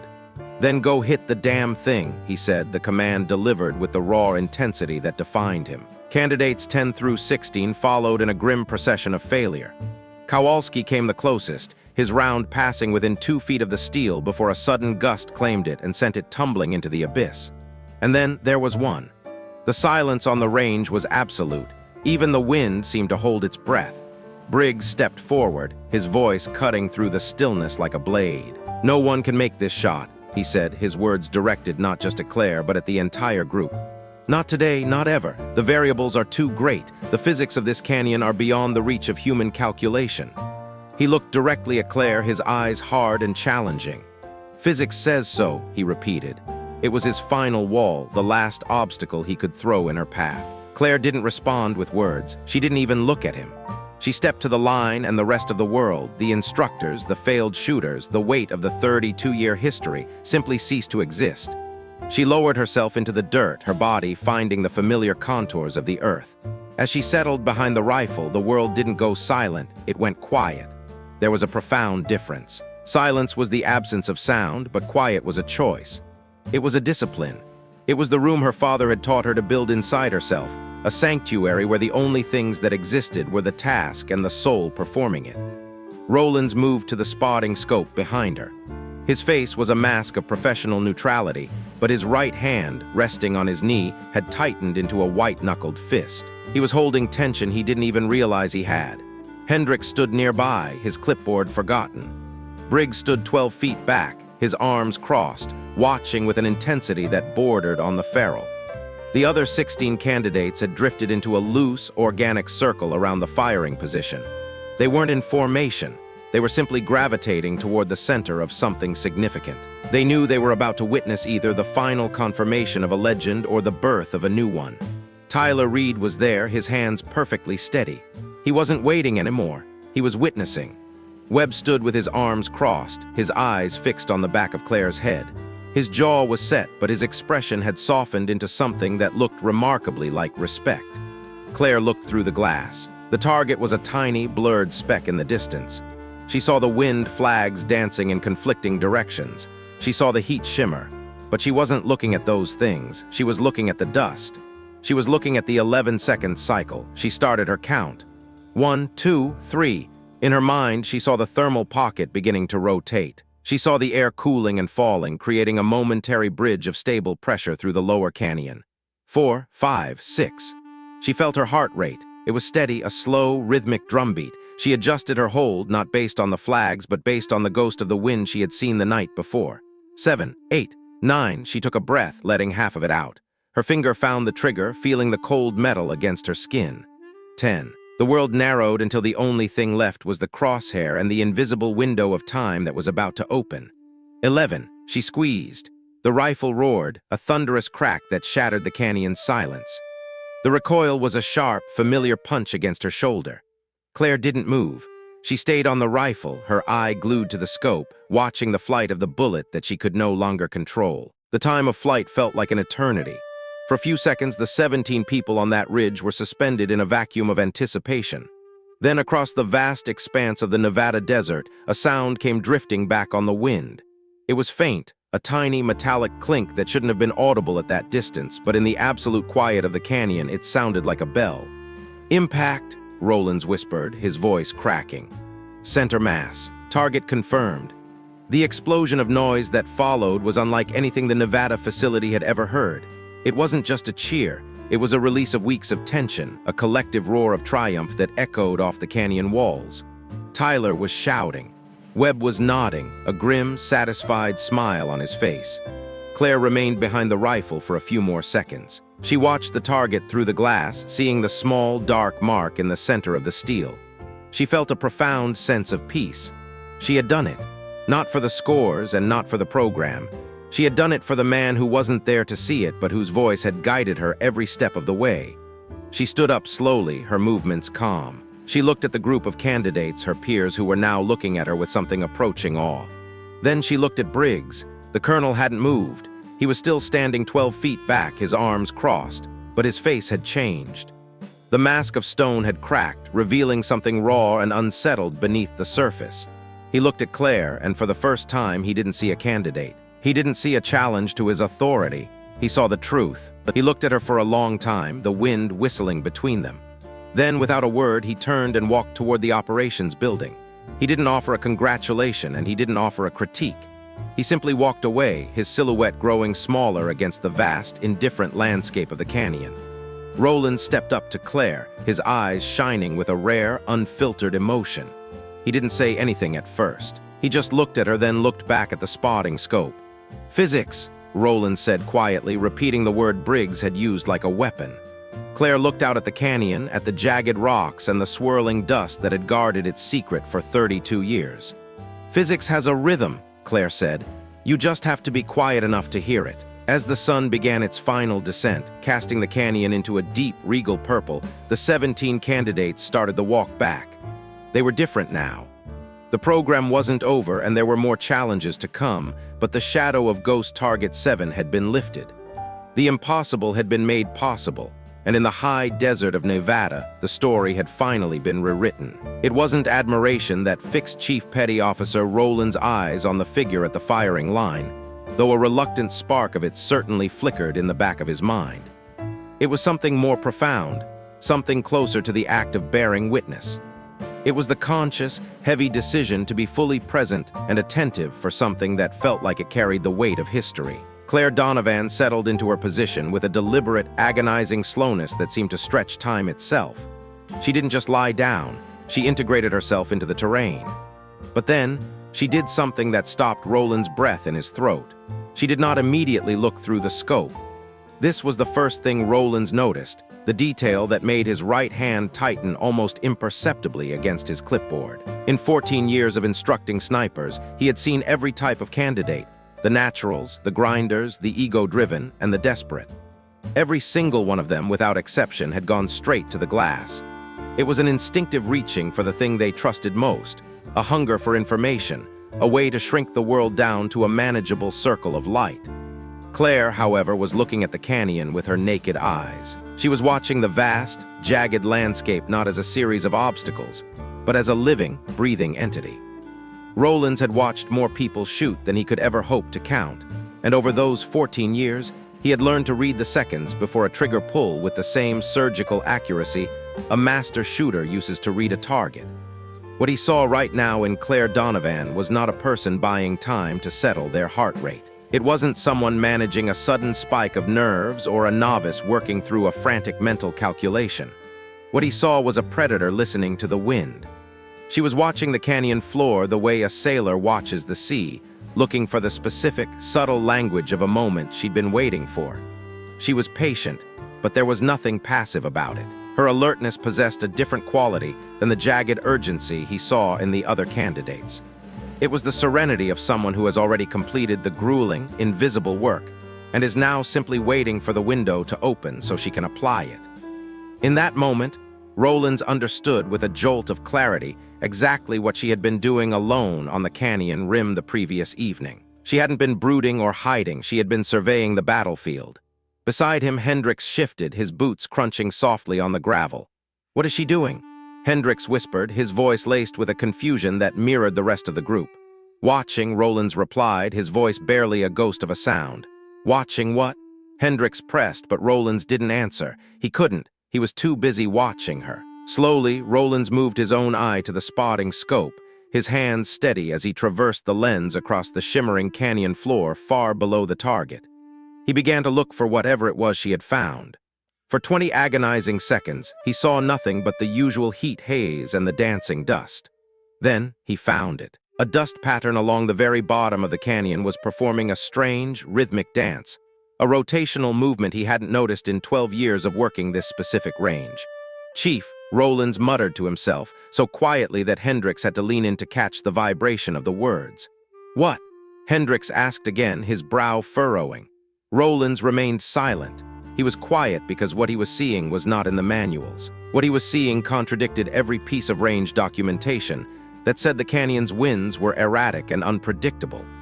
If what he was seeing was accurate, then Claire Donovan had been right when she stood on that rim last night, staring into the dark. What she was doing right now wasn't a display of bravado or the stubbornness of a person attempting the impossible. She was waiting for a cycle. She had identified a pulse in the canyon, a heartbeat of air that everyone else had ignored for 3 decades. And if she had counted that cycle correctly, if she truly understood the timing of that rotation, then Colonel Nathan Briggs was about to be wrong for the first time in 32 years of being right. Claire finally pressed her cheek to the stock of the rifle. The movement was so fluid it looked like the rifle had simply grown out of her shoulder. The position wasn't just mechanically perfect. It was perfect in the way that reveals when a skill has transcended technique and become pure instinct. Her body wasn't exerting effort to maintain the posture. The position simply existed as a natural state of being. The rifle was no longer a tool of steel and polymer. It was an extension of something deeper than muscle, a conduit for her intent. She found the target in the scope.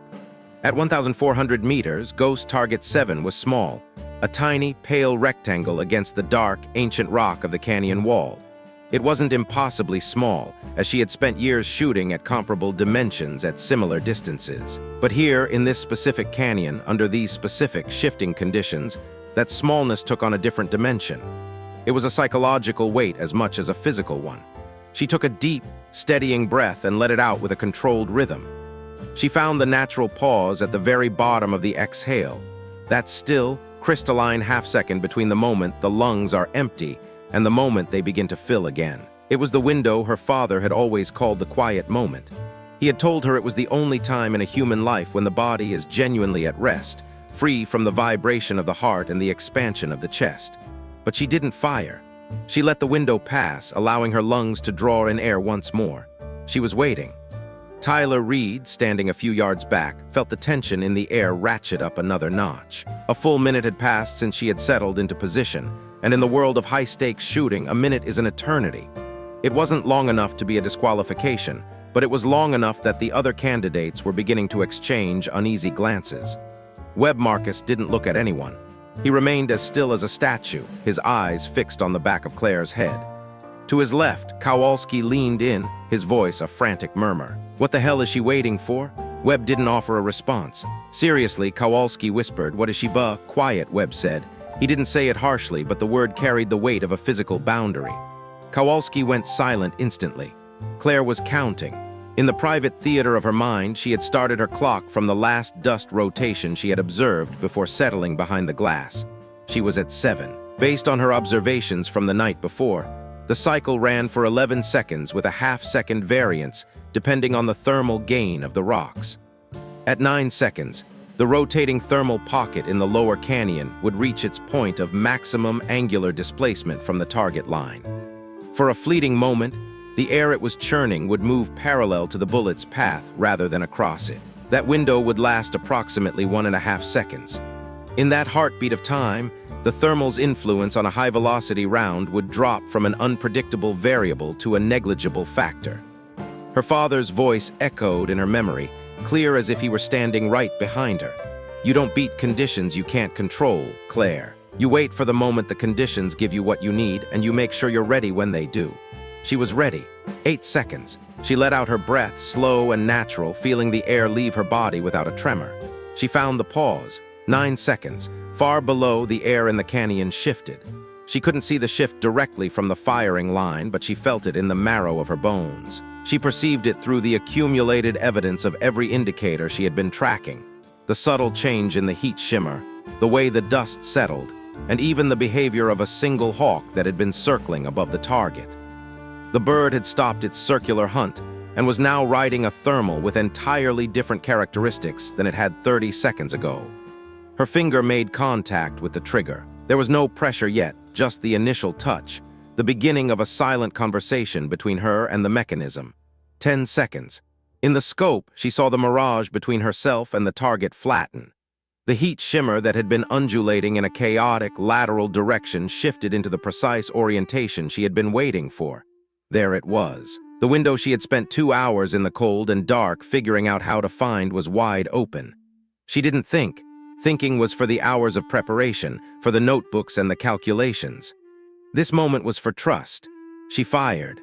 The rifle bucked against her shoulder, a sharp, violent recoil that she absorbed with the practiced ease of a lifetime of shooting. The sound of the shot cracked across the canyon like a thunderbolt, shattering the oppressive silence. It broke apart against the far walls into a jagged chorus of echoes, a doubled percussion that rolled away into the thin mountain air. The bullet was gone, an invisible needle stitching its way through 1,400 meters of turbulent air. For those watching, time seemed to freeze. Nobody breathed. Rollins remained glued to the spotting scope, the target centered in his field of vision. He was watching the space just in front of the steel. 1 second, 1.5 seconds, 2 seconds. He knew the flight time of the bullet under these conditions was approximately 8 seconds. He knew that number as well as he knew the date of his own birth. He was counting it in his head, his heart hammering against his ribs. At 9 seconds it happened. Clang! The sound traveled back from the depths of the canyon, arriving 2 full seconds after the initial shot. It was the unmistakable, musical ring of metal striking metal, a clean, resonant hit. It was the sound of a steel target being struck dead center by a round that had traveled exactly where it had been commanded to go. For the first time in 32 years of service, Rollins pulled his eye away from the scope before the echo had even died. He turned to look at Hendricks. Hendricks was staring back at him with an expression Rollins had never seen on the man's face, a look of pure, unguarded, open-mouthed shock. "Dead center," Rollins said. His voice was flat, devoid of the surge of triumph he felt internally. He knew that if he let even a fraction of his true emotion into his voice, it would be entirely inappropriate for a chief petty officer on an active range. "Dead center," Hendricks whispered, his voice trembling. "Dead center."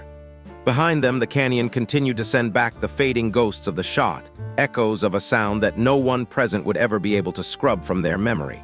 Then, the silence broke all at once. Tyler Reed made a sound that wasn't quite a word, a raw, involuntary exclamation that seemed to come from a place far below language. He shoved his hands onto the top of his head, looking at the canyon, then at Claire, then back at the canyon as if he expected the target to have vanished. Kowalski shook his head, his voice flat with sincerity as he muttered, "Holy God." Park didn't say anything at all. He simply sat down on the dusty ground where he had been standing, his legs apparently making a decision that his brain hadn't quite authorized yet. Webb Marcus, the man who had been the first and loudest voice of doubt on the very first day, the man who had maintained a cold neutrality for weeks before a photograph had changed his mind, did something unexpected. He turned away from the range. He didn't join the immediate chatter. He turned his back to the canyon, put his hand over his mouth, and stood there in a solitary moment of reflection. No one looked at him, and that was for the best. It was a private reckoning with everything he had believed about the world. Claire remained in her position. She hadn't moved a muscle since the recoil had subsided. She was still behind the rifle, still peering through the scope at the steel target 1,400 meters away. The target she had just conquered after being told by the highest authority that it could not be done. Slowly, she stood up. She stepped back from the firing line with a calm that bordered on the supernatural. She turned around and faced the 16 men who were staring at her as if she were a ghost. She looked at Rollins, then at Hendricks, and finally her gaze settled on Colonel Nathan Briggs. Briggs had not moved. He was standing in the exact same spot he had occupied when he had uttered the words, "Not today, not ever." In the 90 seconds since the sound of the hit had returned from the canyon, he had been a statue. His arms were at his sides, and he was looking at Claire with an expression so complicated and private that no observer could have named it. It wasn't anger. It was something that lay on the far side of anger, something that anger becomes when it finally runs out of oxygen and burns itself out. It was raw and undefended, a glimpse of the man beneath the wall of authority he had built over decades. The silence stretched out, thin and taut. Webb turned back around, his eyes moving between Briggs and Claire, but he didn't speak. Finally, Rollins cleared his throat, the sound sharp in the quiet air. "Confirmed hit," he announced, his voice regaining its formal range standard bark. "Ghost target 7, round 1, center mass." For a moment, there was no cheering. The magnitude of what had just occurred was still being processed by 17 different minds in 17 different ways. It takes time for something truly unprecedented to find a home in a person's brain. It was Tyler who finally broke the dam. He started clapping, single, deliberate claps spaced a beat apart. It wasn't a celebration so much as a rhythmic acknowledgement, a standing ovation for a performance that had transcended the very idea of a test. Kowalski joined him, then Park, then 2 of the Rangers from the back of the group. Hendricks, despite his position as an instructor, set his clipboard down on a crate and began to clap with both hands, his face showing that he no longer cared about range decorum. Then came Webb. Webb's applause was different, a single, hard, two-handed strike that spoke of a man who had fundamentally changed his mind over the course of 6 weeks and was now acknowledging that shift without the need for a speech. The sound built into a roar. All 17 candidates and both instructors were part of it now.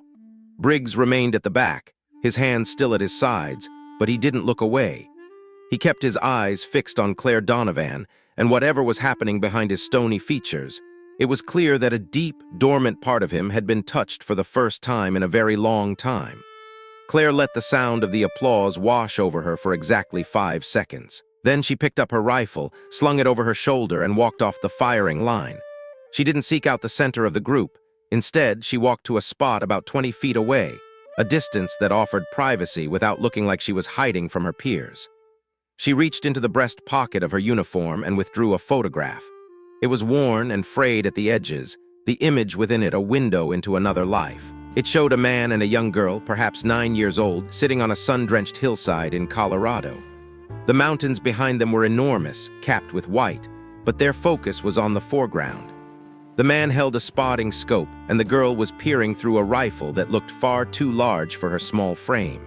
She was grinning at the camera, a look of pure, unadulterated joy on her face. On the back of the photograph, in her own handwriting from the night her father had died, was a list. She didn't need to read the words, she had them memorized. She simply held the photo and looked at the man who had given her the quiet moment, the man who had taught her that the wind doesn't lie and that the birds always tell the truth about the air. He was the one who had shown her that the word impossible was just a label people used for things they hadn't properly prepared for.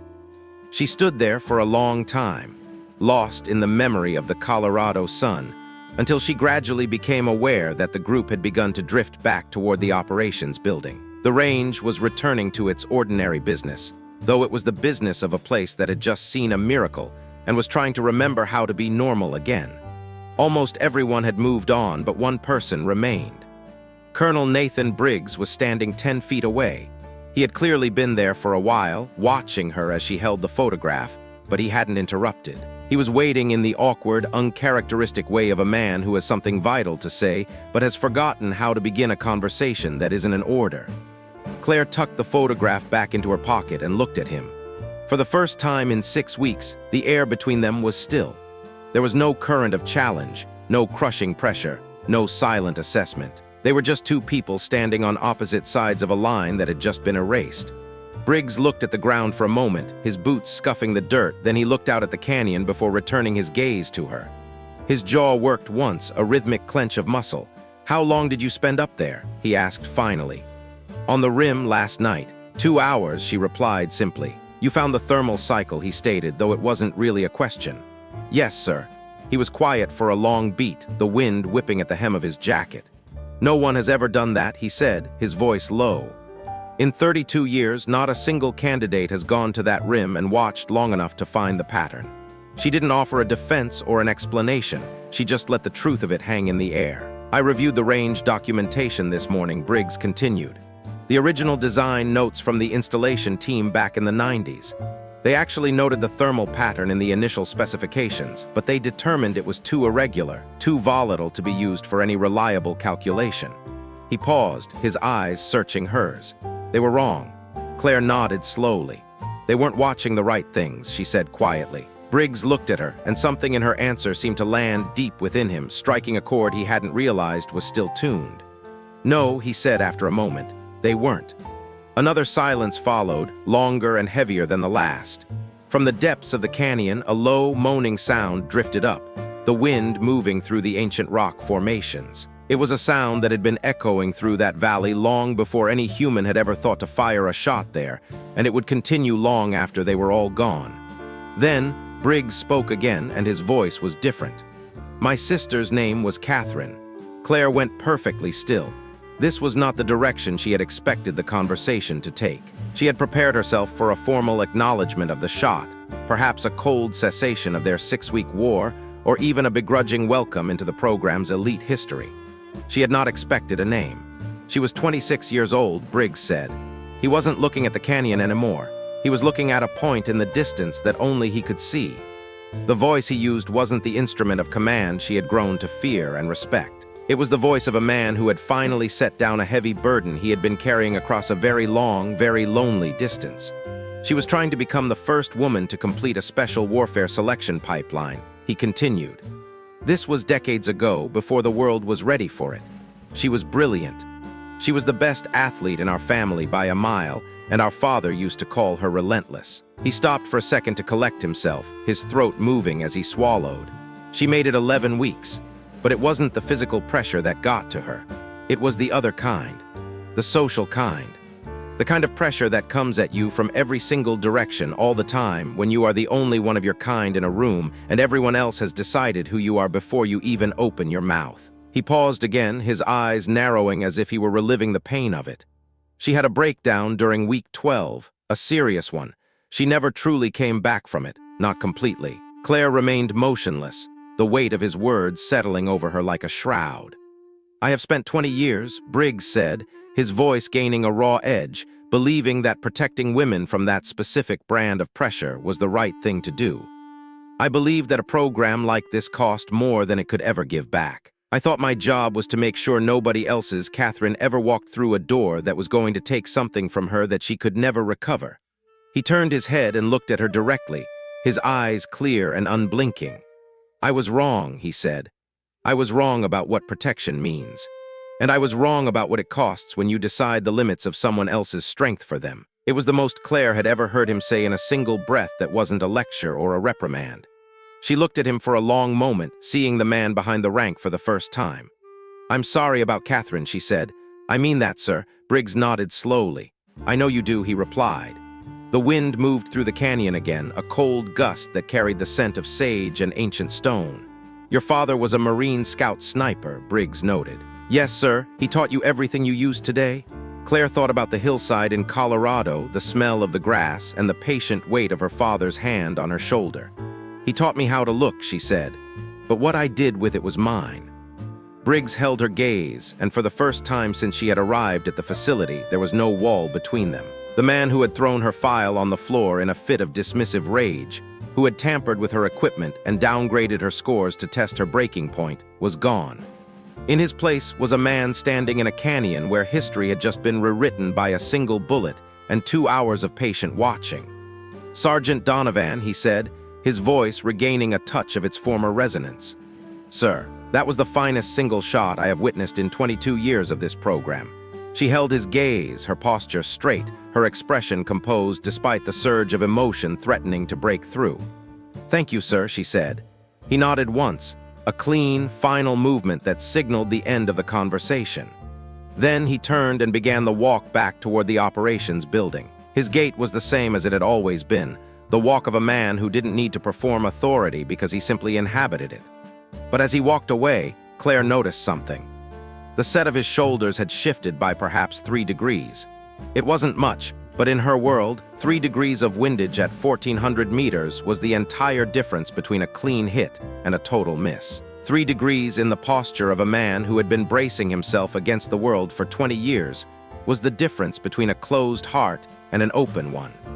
Rollins was waiting by the door of the operations building, having watched the entire interaction from 40 feet away.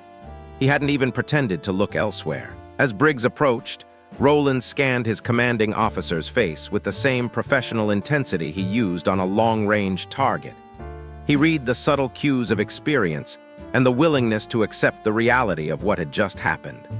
What he saw made him exhale a long, slow breath through his nose. It wasn't exactly relief. It was more like the feeling of watching a structure that had been under immense, tectonic pressure finally find a way to settle into a stable position. "Well," Rollins said as Briggs reached him. "Don't," Briggs replied, his voice gruff but lacking its usual bite. "I wasn't going to say anything," Rollins insisted, though the corners of his mouth suggested otherwise. "You were going to say I told you so," Briggs countered. Rollins considered this for a second, a glint of humor in his eyes.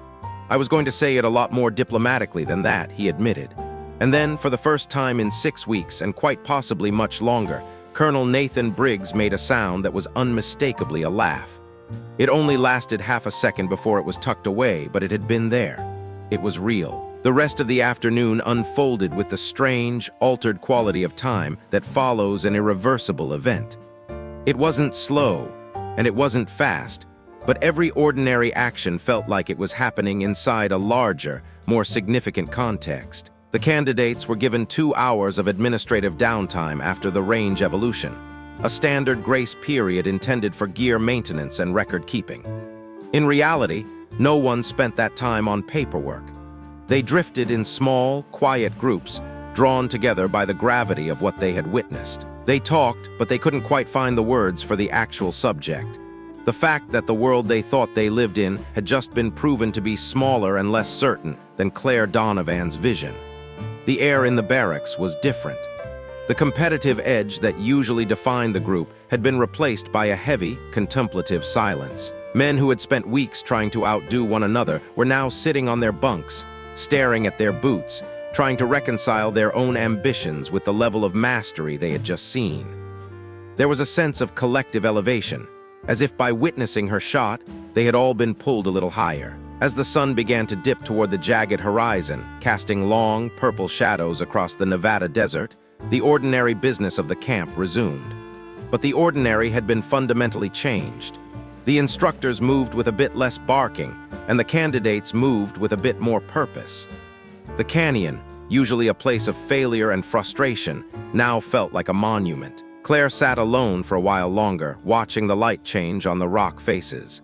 She knew the road ahead would still be steep, and the pressures Briggs had described wouldn't vanish overnight. But she also knew that she didn't need to beat the conditions anymore. She just had to wait for the moment they gave her what she needed, and she would be ready. Inside the operations building, the light from the computer monitors flickered against the walls. Rollins was entering the final scores for the day, his fingers steady on the keys. He paused when he got to Donovan's name. He looked at the data point for Ghost Target 7. It was a single entry, a perfect mark in a column that had been empty for 32 years.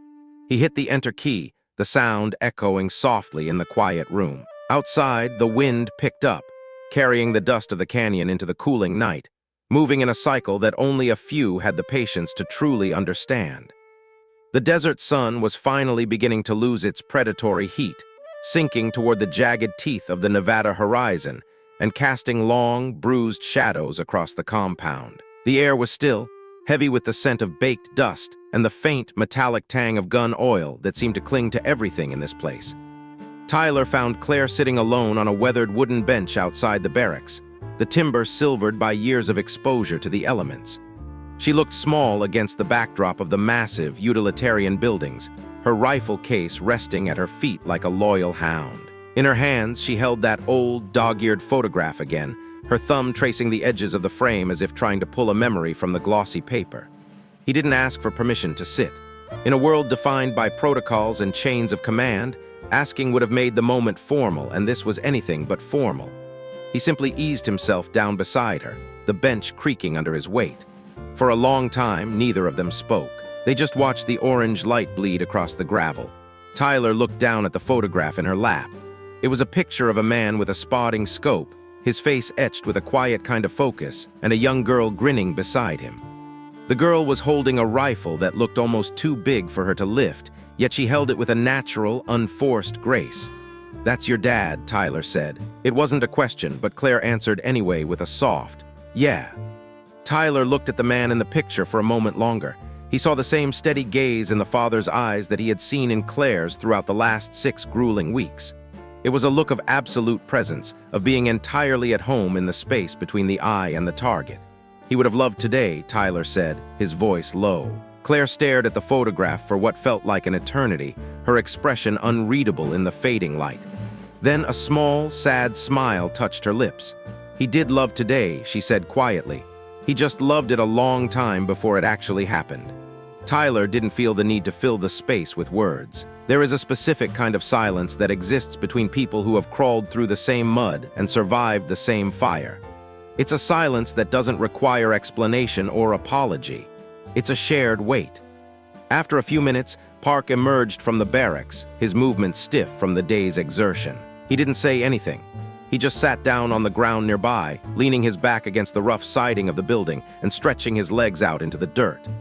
Soon after, Kowalski joined them, followed by 2 rangers named Gutierrez and Hale. Those 2 had barely spoken 10 words to Claire during the entire program, maintaining a professional, almost icy distance that was common in these high-stakes environments. But they sat down now with the easy, unceremonious grace of people who had decided that their previous reservations were no longer relevant. They didn't need to announce their arrival. They just came, one by one, until 9 of them were gathered outside that barracks in the cooling twilight. The conversation began to move the way truly good conversations do, slowly at first, like a stream finding its path over stones, then with increasing ease. They talked about the day's events, the sheer impossibility of the shots they had been asked to take, and the way the wind had played tricks in the canyon. Then they talked about the course as a whole, the moments of doubt, and the things people only admit when they've stopped performing for instructors and started actually talking as peers. Marcus Webb was the last to arrive. He stood in the shadows of the doorway for a long beat, his large frame silhouetted against the dim yellow light of the barracks interior. He looked at the group, and for a brief second, his face betrayed an internal struggle. He was working something out, calculating whether he was allowed to be there, whether he had earned a seat in this particular circle. Then he walked over and sat down on the far end of the bench, 3 people away from Claire. Nobody acknowledged his arrival with words, but everyone noticed it. The air in the group shifted, a subtle tightening of the bond. After a few minutes of general talk about the administrative hurdles of the coming days, Webb spoke up. He didn't offer a preamble. He just raised his voice enough to be heard by everyone, though he didn't direct his gaze at anyone in particular. "I said something on day 1, on the grinder, before Briggs came out," he said. The group went quiet. The ease of the previous moment vanished, replaced by a sudden, sharp focus. "I said it to Delgado," Webb continued, his voice steady but heavy. "But you could hear it if you were listening." He paused, finally turning his head to look directly at Claire. "You heard it." Claire met his gaze, her eyes clear and unwavering. "Yes," she said. "I was wrong," Webb said. It was flat, clean, and entirely devoid of qualification. There was no cushioning in his tone, no elaborate explanation designed to make the apology easier for him to deliver. He didn't mention the pressure, the tradition, or the expectations of the command. He just stated it as a fact, the way a serious person admits a serious error. Claire held his gaze for a long moment, the silence stretching out between them until it felt like a physical thing. "I know," she said finally. Webb blinked, looking almost surprised, not offended, but genuinely caught off guard, as if he had prepared himself for a much longer, more difficult exchange. He had expected a confrontation, perhaps a list of grievances. "That's it?" he asked. "What else would there be?" Claire replied, "You were wrong, you figured it out, and then you did something about it. That's how it's supposed to work." Webb looked at her for another moment, then slowly turned his head away, staring out into the dark. His jaw was set at that particular angle that meant he was processing a piece of information and giving it the respect it deserved. "Your father taught you that too," he said. "Everybody taught me that," Claire said softly. "My father, the army, Afghanistan, you—" She paused, letting the names hang in the air. "People teach you things whether they mean to or not." From his position against the wall, Park broke the silence. "What are you going to do next after graduation?" "They haven't told me yet," Claire said, her voice reflecting the uncertainty that always followed the completion of a major milestone. "Whatever they offer you," Park said, his voice firm, "say yes." "That's the plan," she said. The formal graduation ceremony took place the following morning. It was held in the operations building's main hall, a space that was never intended for grandeur. It was a functional room, usually filled with maps, tactical displays, and the hum of communication gear. For today, it had been arranged with rows of folding chairs and enough formality to communicate that what was happening mattered, without veering into the territory of overstatement. The atmosphere was charged with a different kind of energy than the range. The families of some of the candidates had been flown in, their civilian clothes looking bright and out of place against the sea of uniforms. There were senior commanders present from several different branches of the military, a level of representation that was highly unusual for a program of this classification. It was a silent admission that something significant had happened in the Nevada desert over the last 6 weeks. Before the ceremony began, Rollins caught Claire in the hallway. He looked the same as he always did, leathery, tired, and impossibly sharp, but there was a subtle glint in his eyes. He pulled her aside, speaking quietly so his words wouldn't carry. 3 flag officers requested to be present for this graduation, he told her. Not for the ceremony in general, for this one. He didn't elaborate, and Claire didn't ask him to. 3, she whispered. 3, Rollins confirmed. She was quiet for a moment, the weight of that information settling into her shoulders. Because of the shot, she said. The shot traveled fast, Rollins said, a ghost of a smile playing on his lips. These things always do. Claire nodded slowly, then looked up at him. Chief, yeah, thank you for the spotting scope on the 1250, for Forsyth. For she stopped, searching for the right words, for watching. Rollins looked at her for a long time, his expression unreadable. I have been doing this job for 14 years, he said. In those 14 years, I have seen exactly 3 shots that made me stop what I was doing and just look at the target. He paused, his voice dropping an octave. Yours was all 3 of those shots rolled into one. Before she could respond, he turned and walked back into the hall, his departure as intentional and abrupt as his arrival. The ceremony itself moved with the brisk, rhythmic efficiency of the military. 17 candidates received their qualifications in sequence. Each name was called, each commendation noted, and each soldier stepped forward with the bearing of someone who understood exactly what they had earned and felt no need to perform it. But when the narrator called Claire Donovan's name, The hall underwent a subtle but unmistakable transformation. It was the kind of shift that occurs when a room that has been collectively holding its breath finally decides to release it. Rear Admiral Greer, the senior SEAL commander present, had been silent throughout the proceedings. But as Claire stepped forward, he didn't just stay in his seat. He stood up. In the military, one person standing when another is called is a statement. A Rear Admiral standing is a statement with the weight of an anchor. And then, because the events in that canyon the day before had reoriented the way everyone understood the limits of their profession, Roland stood up. Hendricks stood up. 2 of the other commanders followed suit. Then the candidates, all 16 of the others, stood up.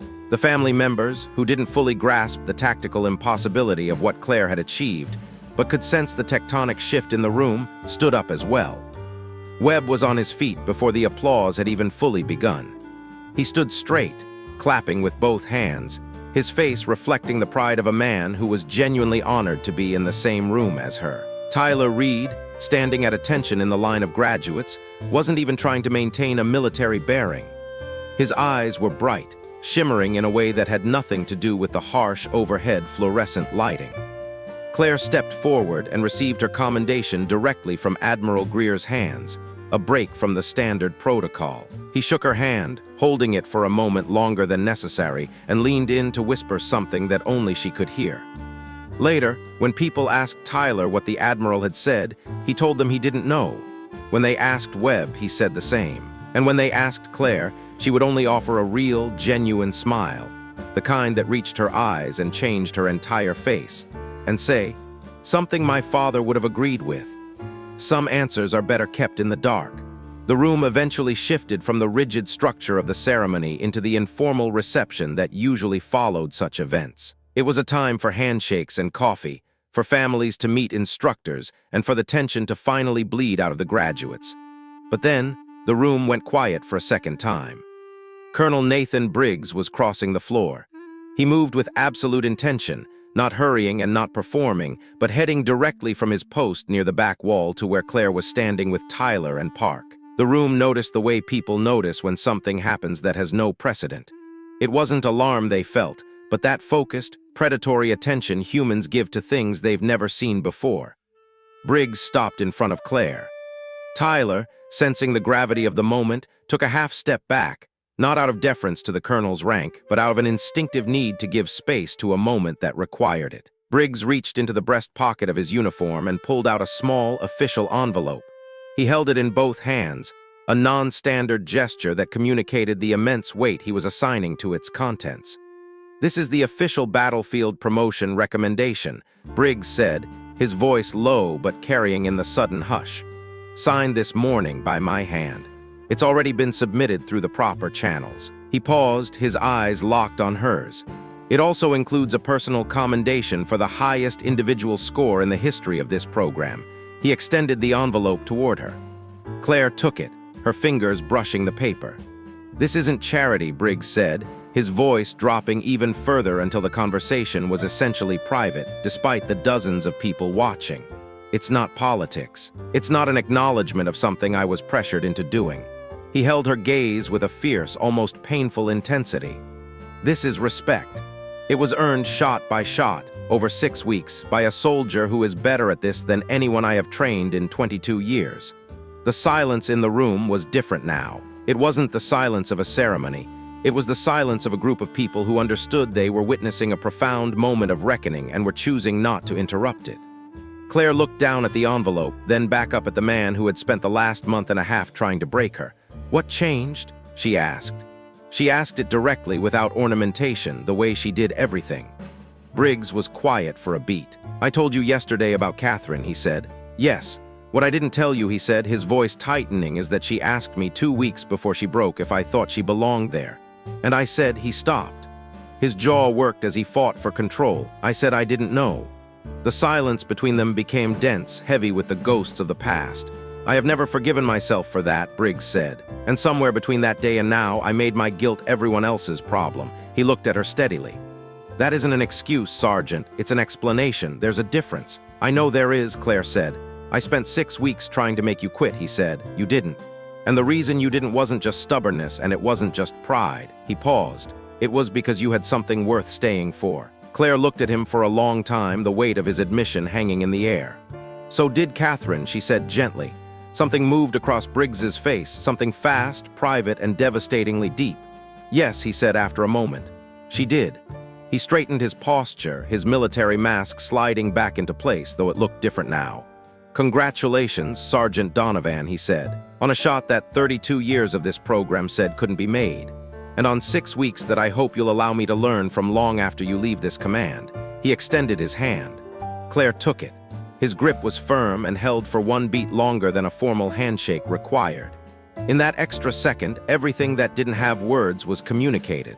Then he nodded once, turned on his heel, and walked back across the room. Webb, who had been watching from just a few feet away, let out a long breath he seemed to have been holding since Briggs first started moving.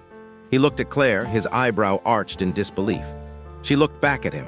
"Close your mouth, Marcus," she said. He closed it. "Was that," he started. "Yes," she said. "Did he just yes?" Webb watched Briggs's retreating figure. "Huh," he said. For Marcus Webb, that was the equivalent of a 3-act play. That night after the reception had wound down and the administrative processing was complete, the barracks took on a strange, transitional quality.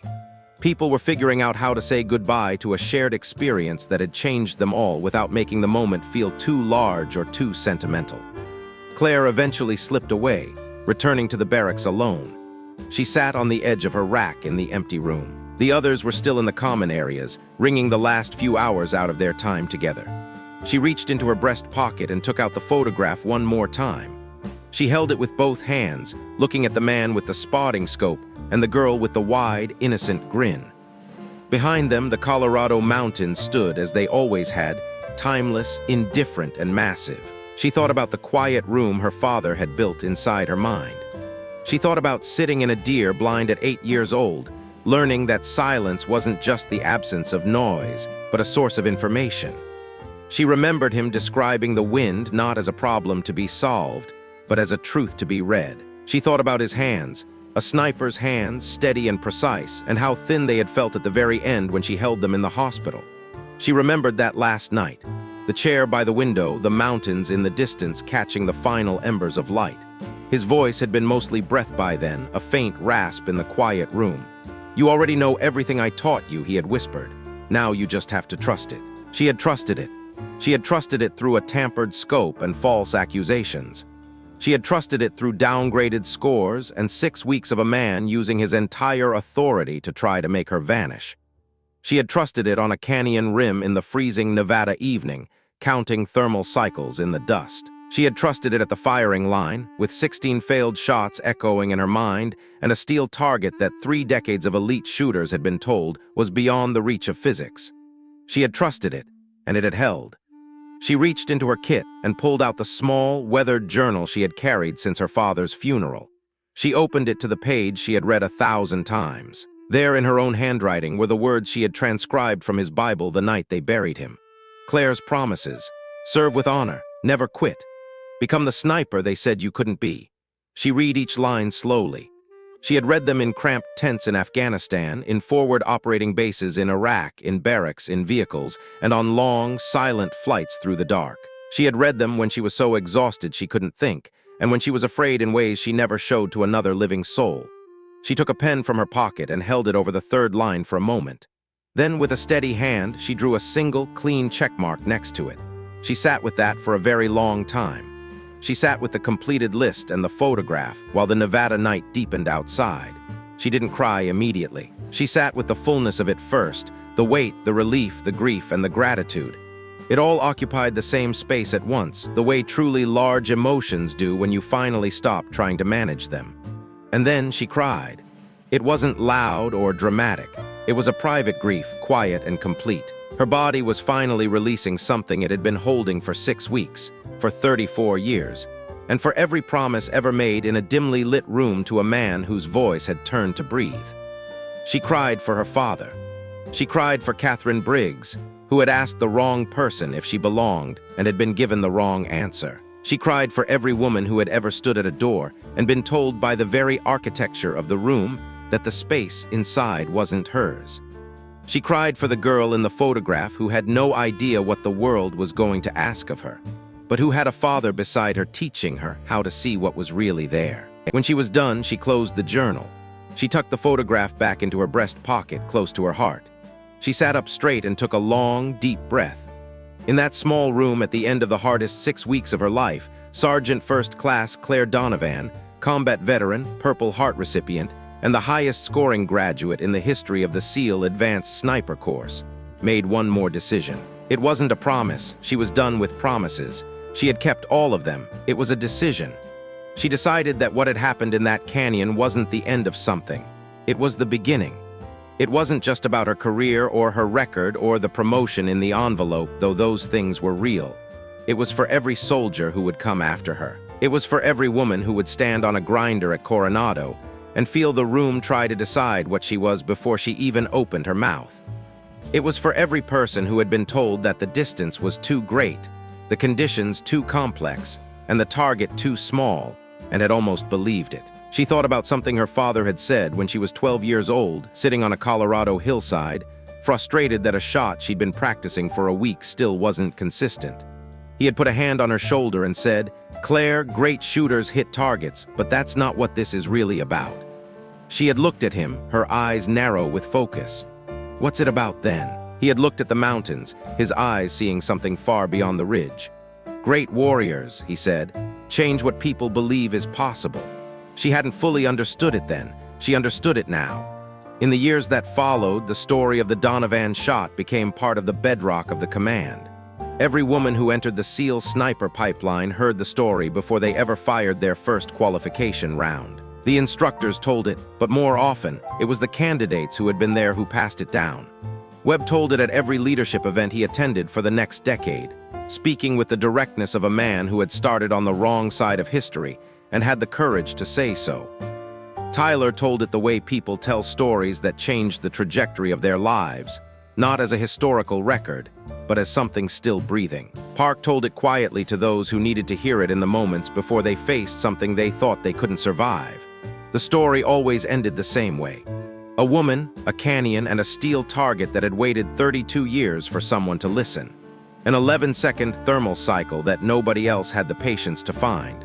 One round, one breath, dead center. The story might have ended there, but the legacy it left behind was larger and longer. The shot Claire Donovan fired on that cold Nevada morning didn't just travel 1,400 meters through a canyon wind that everyone agreed was unreadable. It traveled forward through every qualification class that followed. It moved through every soldier who stood at a firing line and understood that ready didn't matter. Only the truth of the shot did. The work her father had done in her, sitting on those hillsides in Colorado, had a reach that extended far past him and far past her. It reached into a future that no longer had a ceiling. The canyon still stands in Nevada. The steel target still hangs at 1,400 meters, suspended between walls of rock that the Earth built over millions of years. The thermal cycle still rotates every 11 seconds, patient and indifferent to whether anyone is watching. And Ghost Target 7, which held its silence for 32 years against 800 attempts, now holds a different kind of history in its steel. It is the kind of history that rings out across a valley, a sound you can still hear if you know how to listen. It is the sound of a truth. A father taught his daughter on a hillside long before the world had any idea what she was destined to become.